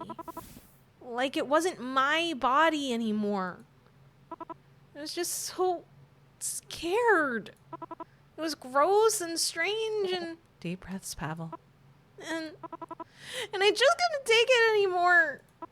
He did something bad. I was upset. I couldn't help it. I couldn't. Pavel? Pavel? Oh my god. I got you, Pavel. I've got you. You're safe. I'm going to call emergency services right now. You'll be okay. I promise. Shit. He's on his side. There's nothing in his way. I've set a timer for 5 minutes. I've done everything I can. But why isn't the emergency call button working? It worked for another trainee. I've seen it before. The maintenance team always checks it. Is there something wrong with his? No. They wouldn't dare.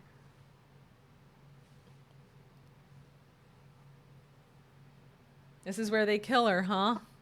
This is where we should kill Tan. But it was confirmed in the previous game that there was at least one instance of Pavel not doing what he was told and being punished actively. Punished actively by not being given anti-seizure medication and not being attended to when he then had a seizure. So, if he kills Daedra... No. Daedra was killed after the two of them broke out and started doing the Dr. Danger and Sidekick Caution stuff. Daedra was killed like well after that fact. After the two of them had already caused a lot of damage. So, neither of them die here. Kid's a tank. Well, I mean, just look at the bundle. Look at the bundle that is Pavel right now. Remember, this is an elementary schooler. He shouldn't be taking up that little space.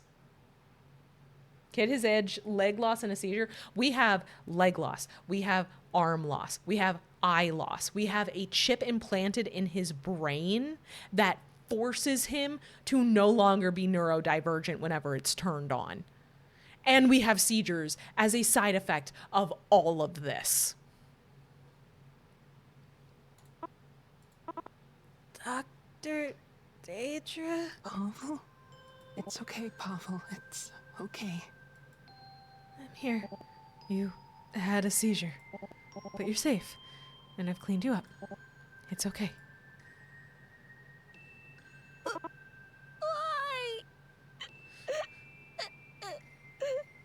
Why did they do this to me? Why?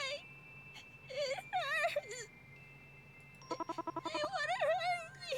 They want to punish me, don't they? It's 'cause I'm broken. That's why they want to fix me to be like the other kids.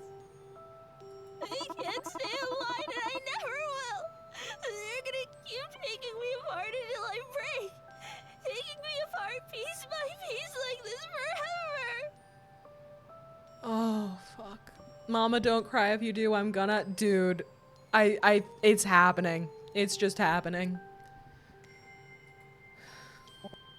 Pavel, you have to calm down for me, all right? You're going to make yourself sick. But It'll be okay. It's over now. I'll make sure they won't hurt you anymore. I mean it.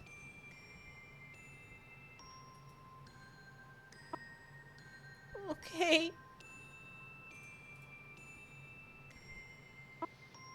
Okay. Okay.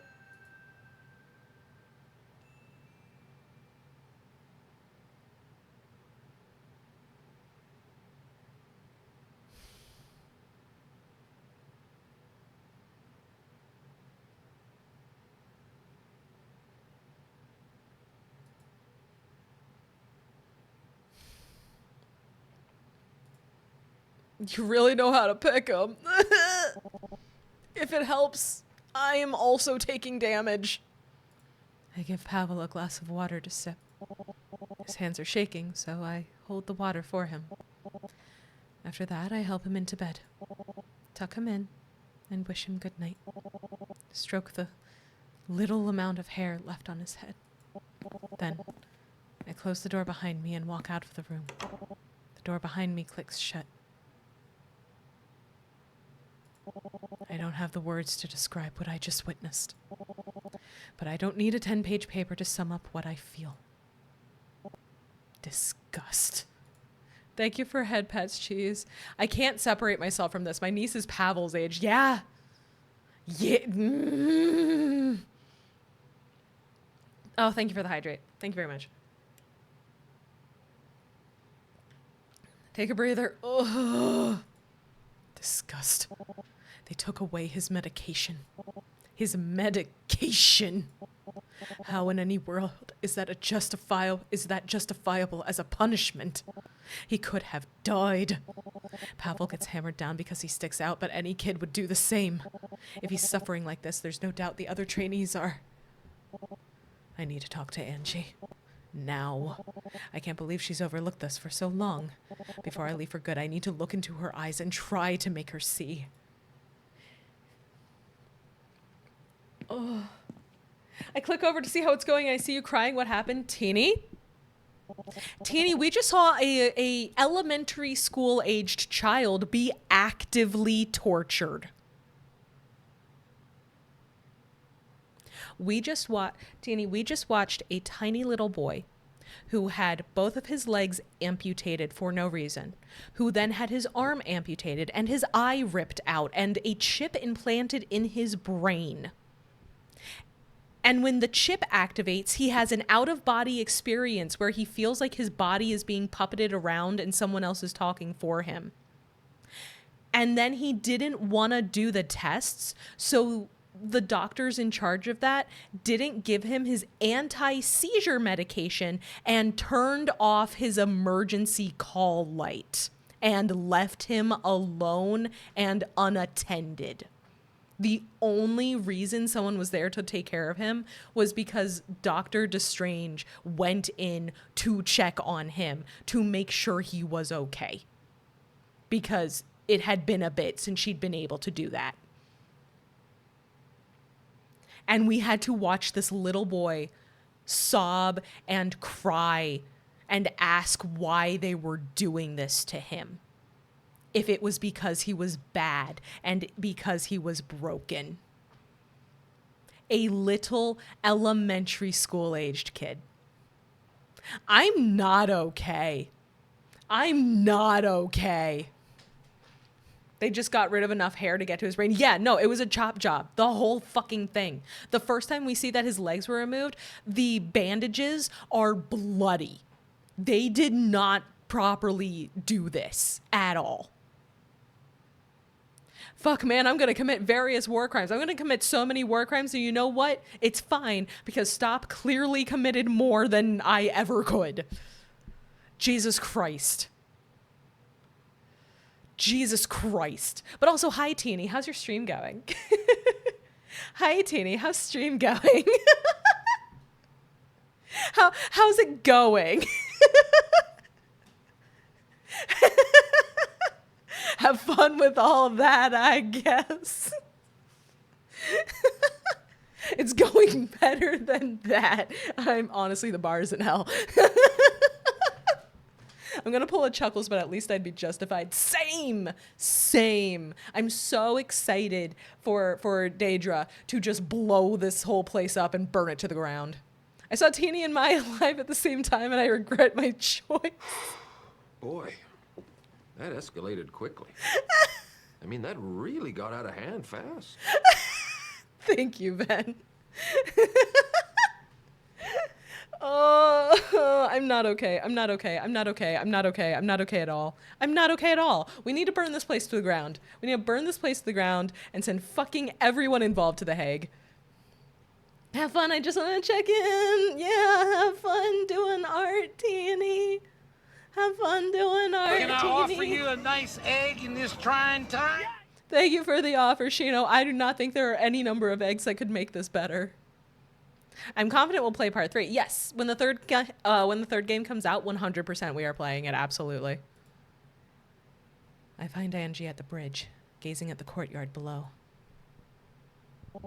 She looks just like she did the first day I came here. She hasn't changed at all. As I approach, she turns to give me an unreadable look. For a moment, I barely recognize her. For a moment, part of me wants to believe she's someone else entirely. I imagine you're here to talk about C0458. Considering he just almost fucking died, yeah. I pause. That was unusually direct of her. What do you mean? It's the 21st century, Day. We've got cameras in every room. I suddenly remember Shreya, her gazing up at the corner of the room, her dark eyes wide with fear. You were watching that whole time? She blinks. So you saw how I called for help? You saw him go into seizure because he wasn't given his medication? We don't know that. A lot of the trainees hate taking it. They'll put it under their tongue, or that's bullshit, and you know it. These are your precious test subjects. Invaluable troves of medical data. If you wanted to, you could get a doctor to any room in this building in seconds. What are you suggesting? It's not a suggestion. You're punishing him for what happened during his graduate training. There's a long silence. The tension in the air twists my stomach into knots. This is like Danganronpa, but if we only focused on one character, for real. She's choosing her next words very carefully, tasting them in her mouth, rolling them around like a boiled sweet. Nostalgia laps at me for a moment, a warm pool at the back of my mind. She used to do this before her research presentations, worrying the inside of her cheek as she awaited my feedback. Maybe you're right. But does it matter, Dee? She doesn't look back. Excuse me? Does it, what happened to C0458 matter that much? Once he passes graduate training, he's got a stable career set out ahead of him. He won't want for food, housing, or guidance. I can't believe what I'm hearing. In exchange for his legs? His brain? His individuality? Individuality? What are you, a teenager? Everyone's gotta grow up sometime. I bite down on my tongue. As much as I want to, cursing her won't get me anywhere. What's happening isn't complicated, Dee. You've gotten too attached to your subject of research. You've lost sight of your objectivity. That's all. Happens to the best of us sometimes. Even you. I would like to push her off of this balcony because what the fuck? What the fuck? She's turned back to look at me, but she isn't seeing me. She's done talking. The feeling's mutual. Oh Oh man, what was the other game made by the Dangan devs? Do you mean Zenki Zero? Zenki Zero is also extremely fucked up. Earlier in the day, I had printed out my case study. I had intended to go through it with a red pen.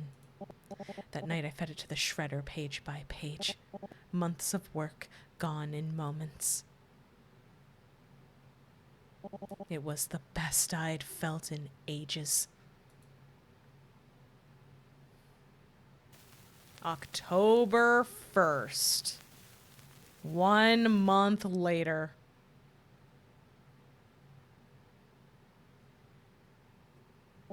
In a matter of minutes, I'm going to burn down my entire career. Maybe it's fitting that the planning reminded me of how I designed my first cybernetic hand, linking each step to the next like titanium phalanges.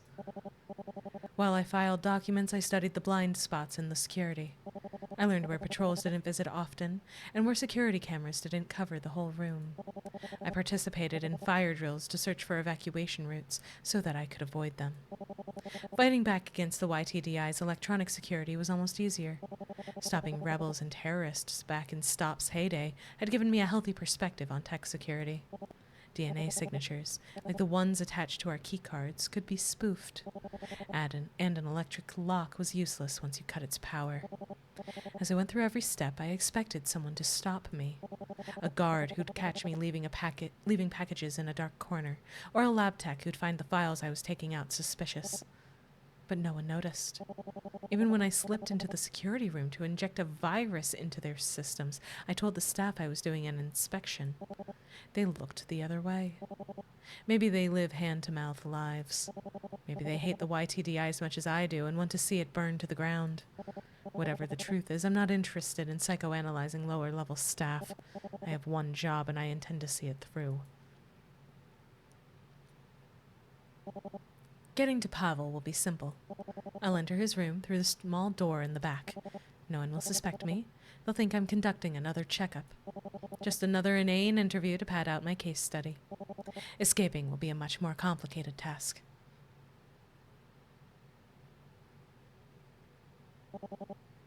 For light in our darkness, KFC, no. No, no, no, no. Oh no, did ads just hit? Fuck, I'll wait a second. I'll wait. Let me know when the ads are done. Let me know when ads are done. I'll wait. Oh, fuck, man. Shit.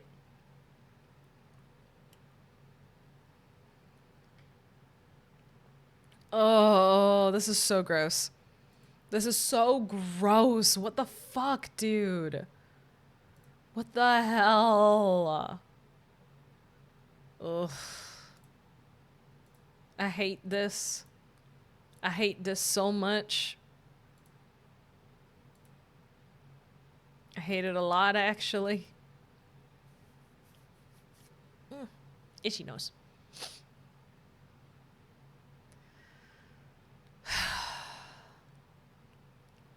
This shit is so fucked up, dude. This shit is so fucked up, dude. I don't like it. I do not like that this is happening. I'm not a fan. I am not a fan. Not okay with it.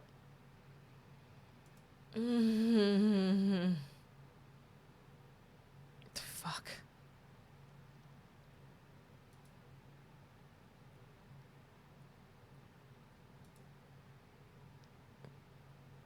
God damn it.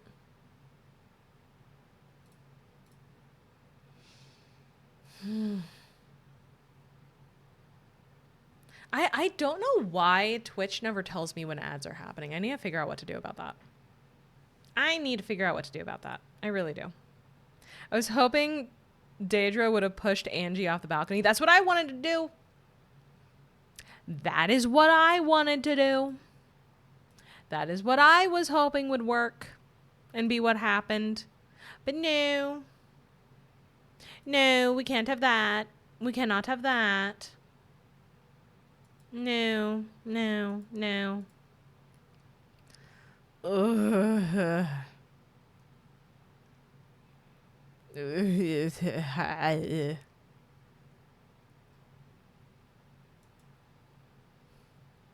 hope you guys are doing good. All right, I think ads should be done soon. I just realized my stream froze. I don't think it may not have froze. If you can hear me talking, it isn't frozen. It's just I'm not continuing the game because there's an ad break right now. There is an ad break right now. That's all it is. That's all it is. I'm moving. I'm talking. I do now. Oh, shit. Gotcha. But yeah, no, I was also hoping that Daedra would just push Angie off the balcony. She fucking deserves it at this point. Jesus Christ. Dude, I am not doing okay. I am not okay. Good news. Good news. Very well written. Very well written. Bad news. I'm in pain. I am in so much fucking pain right now. Just emotionally. Beautifully written game. Art is phenomenal.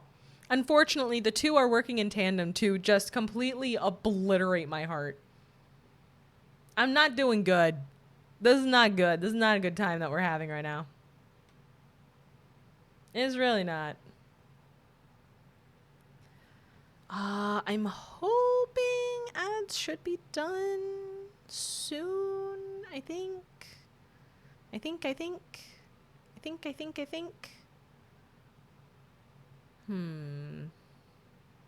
How would I know? How would I even know? How would I know? How would I be aware?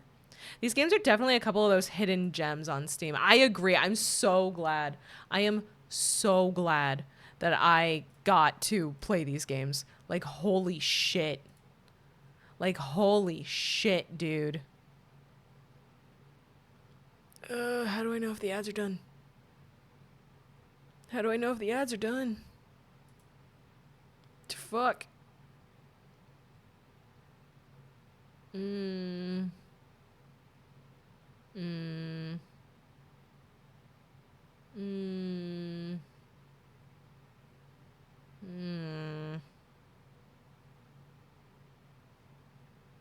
Shit. How would I know? Never tells me. I just don't want to continue. No clue. I don't see them. Same here. I also don't. And for some reason, it doesn't alert me when one starts, which I thought I had it set up to do that, but apparently not. I gotta figure that out. It's been longer than 2 minutes though, right? Yeah, but Cheese hasn't said anything. So I don't know. I don't know. This one is more story driven for sure, which I appreciate after my brain broke yesterday. Right. I think it should be fine. Okay, Cheese, I'll take that to mean the ads are done. My bad, I was getting...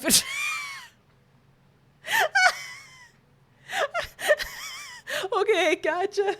I subbed to Mama. I don't even see ads. Then why were you talking about KFC? Then why were you talking about KFC? The security cameras are disabled. The safety alarms rewired. And the escape routes plotted. If things go pear-shaped, there's the pyrotechnics I set up ahead of time. But once I trigger the siren, I can't predict who or what'll get in the way. My heart's pounding feverishly. My brain is swirling with phases and countermeasures and backups.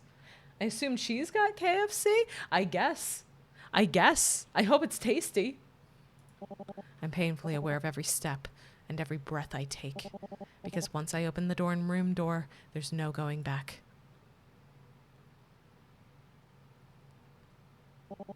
I still have a way out. I can leave this behind and go back to my old life. Cut ties with Stop quickly. Retire quietly to a bucolic existence with honors and accolades to my name. Bury my regret and rage in the back of a well-tended flower bed. Yes? Okay, I hope it's good. But if I don't open this door, Pavel will continue suffering. He might not survive graduation. Even if he does, he'll become a nameless drone, a shell of a person marching through life, armed with clockwork thoughts and a plastic smile. I can't abandon him. Not to that.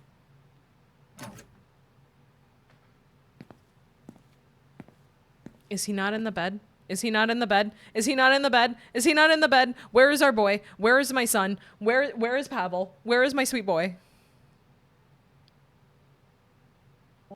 Pavel? He's not in the bed. I'm gonna come closer, okay? He's not in the fucking bed, is he? Oh, fuck. Oh, fuck. Oh, fuck.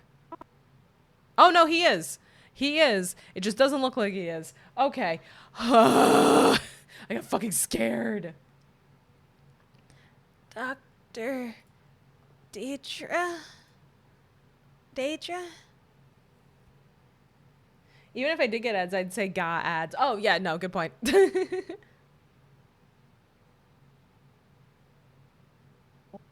Now listen to me very carefully. I want to give you something.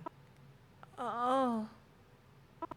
Wait, is it another snack?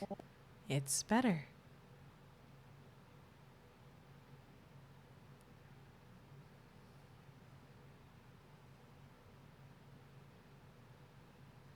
He's gotten a fake arm. They gave him a robot arm. Do you want control? Control? Over what? Your future. I've never really thought about my future. Would you like to? You can take your time. I understand that I'm asking. Yeah. I do, Dr. Deidre. I want control. Then take this switch and press this button. As soon as you do, you'll be free. Let's go. Get in, sweet baby child. We're going bombing. Yep. I take Pavel by the hand and gently guide him out of bed. As his legs clack against the tiles, he wobbles. Do you need help? I ask quietly. We have a lot of ground to cover and every second's crucial. But if he's in pain, It's okay. Pavel responds. It clearly takes him some effort, but he grins up at me. What better way to get used to these legs than a prison break? Despite everything, I chuckle. In between the pulses of the siren, I can hear the hurried footsteps of staff and trainees rushing down the hallway. I take his hand, and we walk through the door I came through. Neither of us look back.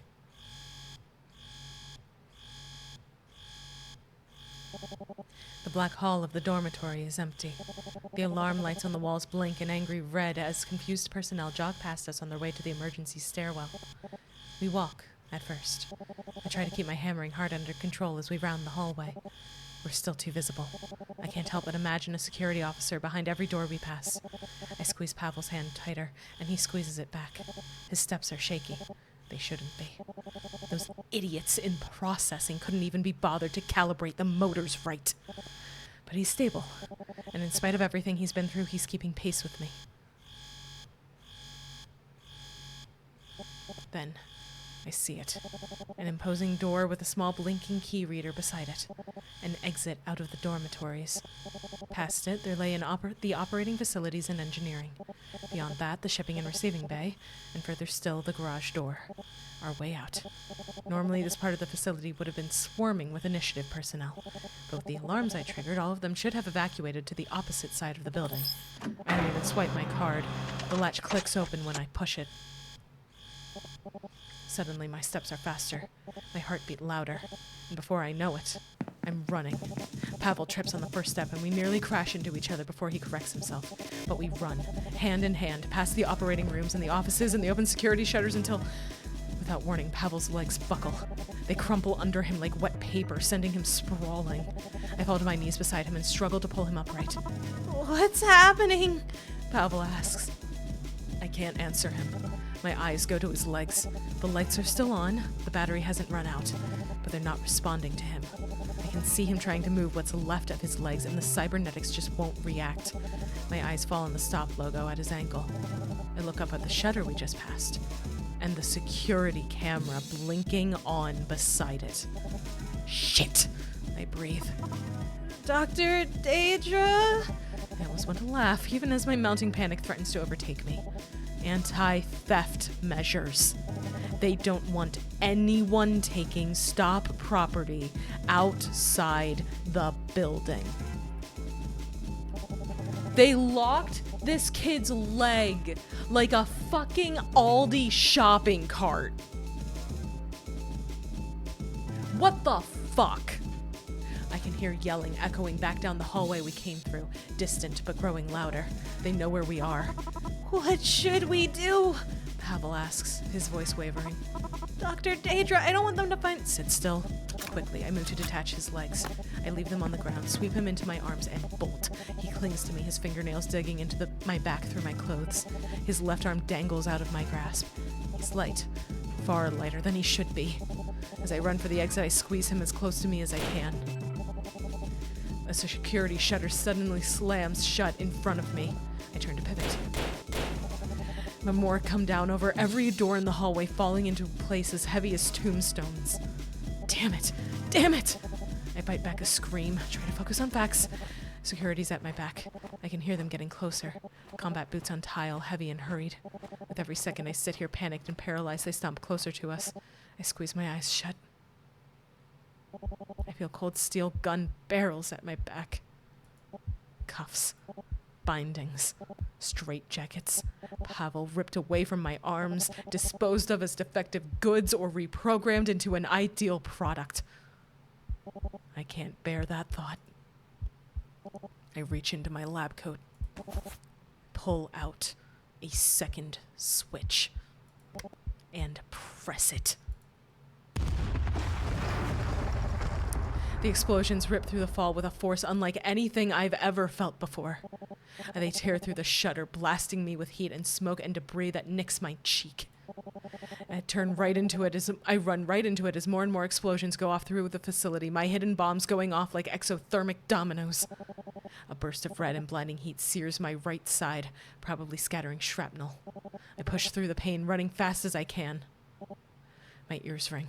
My muscles scream. My throat stings. All that there is heat and ash and pain. Until, finally,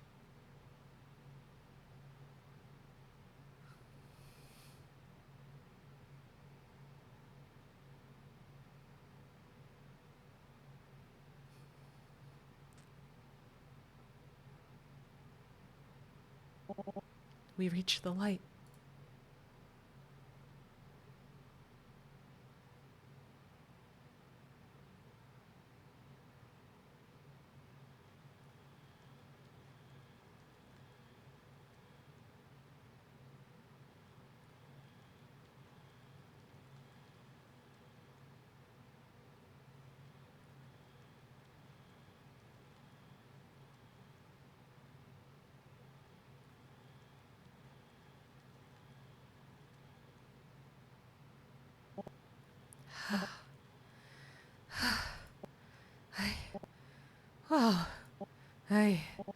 I can't believe I actually made it.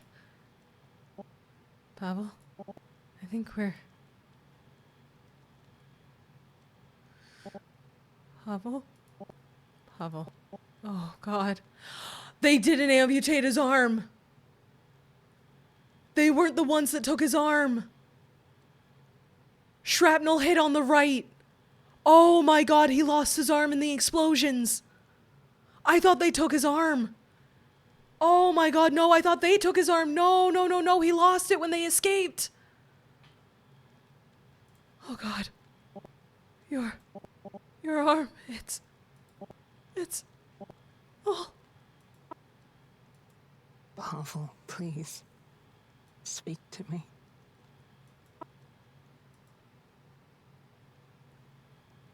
Blue. What? This poor kid is probably in shock from the pain of losing his arm. This kid is a unit. This kid is heavily traumatized and likely in shock. The sky. It's so blue. I haven't seen it in so long. Oh, hang on. I gotta scoop myself. Real quick so you guys can see this. Hey, you know what? That's fine. She's fucking crying. She's fucking crying and so am I. Hi, Moonlight. Welcome in. Thank you for the 25 stream streak. It's been lovely having you here this whole time. Oh my God, she's crying and so am I. Jesus fucking Christ. Jesus fucking Christ. Oh my God. You're hurting. Please don't push yourself. You're already bleeding so much. But I'll live. What is this game about? Saving a small child who's being tortured. Saving a small child who has been tortured. I'm no longer there.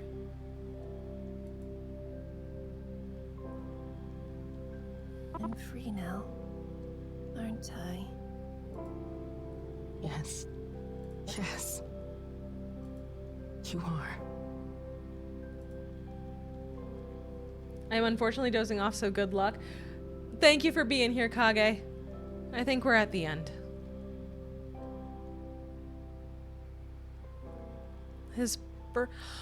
Oh, God! Wait. His medical bracelet said his birthday was 9/9. They dug around in his brain and took out his eye on this kid's fucking birthday. Oh my God. Oh my God. Jesus Christ. Oh my God.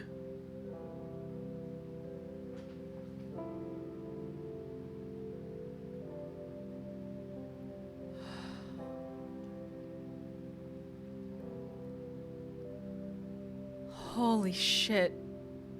This game is about science, not yet finding a way to physically hurt players, but exploring emotional ways to do so. Yes. Yes. Holy shit. Motto, if you see this, utterly peak cinema once again. Bonus content! I am so excited for the third game. I am so excited for the third game. I am 1000% playing the demo when it comes out. What's the bonus content? Where do I find that? Is it in load? I didn't save the game once, damn. Extras? Ah, all the pictures. Oh, oops. Oh. We got music room, we got dev notes. Man, what can I say about the development of protoViolence? Once again, this was a super ambitious project I made for a game jam and my very first spin-off of an original work. If you'd told me at the start of this year that I'd put out 2 games related to Caution, well, Pavel here and Dr. Danger, I would have never believed you, and yet here we are. A massive, massive thank you to everyone who worked on this project beside me. You're all incredibly talented people, and your efforts have led to this game being as good as it is. I really could not have done this without you. And another massive thank you to you, the player, for picking up this visual novel and reading it. If you've already played malviolence, I hope protoViolence whet your appetite, since malviolence itself is pretty light on story. If you haven't, why not give malviolence a try and see what happens to Dee and Pavel in the future? Now, to go and grab some sushi for dinner as a treat. Thank you for playing. Look how cute they are. Look how cute they fucking are. Oh, and then it's everybody else. Oh my goodness. Look at all these little doodles. Look at this baby. Oh my goodness. Oh my God. Look, oh my gosh. Pavel before becoming Caution, cut my life into pieces. This is my last resort. God damn it. Look at how beautiful this art of him is, though. What a whittle guy. What a sweet whittle guy. Oh my God. Oh my goodness. Oh.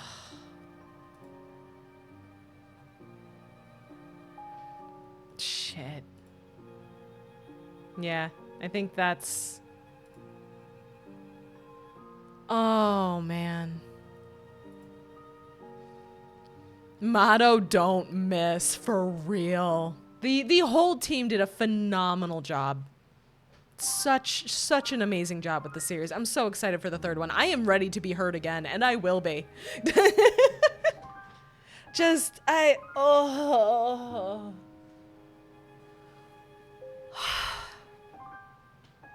Thank you so much, Motto, for reaching out and telling me about your games. I am so glad I got the chance to play these games. My God. Okay. Okay. Oh, I gotta wipe away the tears a little bit. Oh. I definitely like this one more than the first one. Yeah? I like them both. I like them both. I like them both, but for different reasons. Do we raid into Auntie? Yeah, I think we're gonna raid over to Teeny. Unless Teeny's about to be done. If Teeny's gonna be done soon, then no. This one was more emotionally powerful. Yeah, that's true. That's true. This one was, the first one was a gut punch. This one was a baseball bat to the back of my cranium. I'm sweating from my eyes. Yeah. All right, hang on a second. I'm gonna pop back over to the chatting screen real quick. And I'm going to check and see if Teeny is going to be done soon or if she's still going for a bit. Because if she's gonna be done soon, we have another person. We have another person. Because Kieran is also live, because everyone in VLYSIUM decided to stream today. Let's see, let's see, let's see. Let's see, here. Bum, bum, bum, bum, bum, bum. There we go. Auntie is still going? Yeah, but I'm trying to figure out if she's gonna be done, because I don't want to raid into her as she's leaving.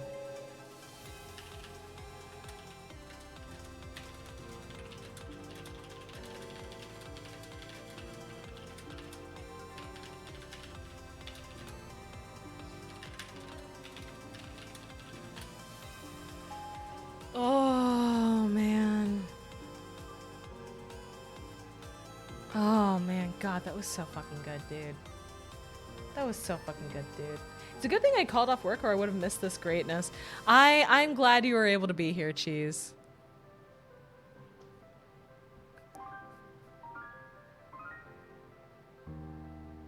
All right, we're raiding into Teeny. All right, Teeny is not close to done. We're gonna raid over to Teeny. We're gonna raid Miss Teeny. As I mentioned, hidden gem for sure. Oh, 100%. 100%. First game burnt me out after trying to solve puzzles repeatedly. No, that's fair. That's fair. That's fair. Mama with her jaw-dropping VA work. Thank you.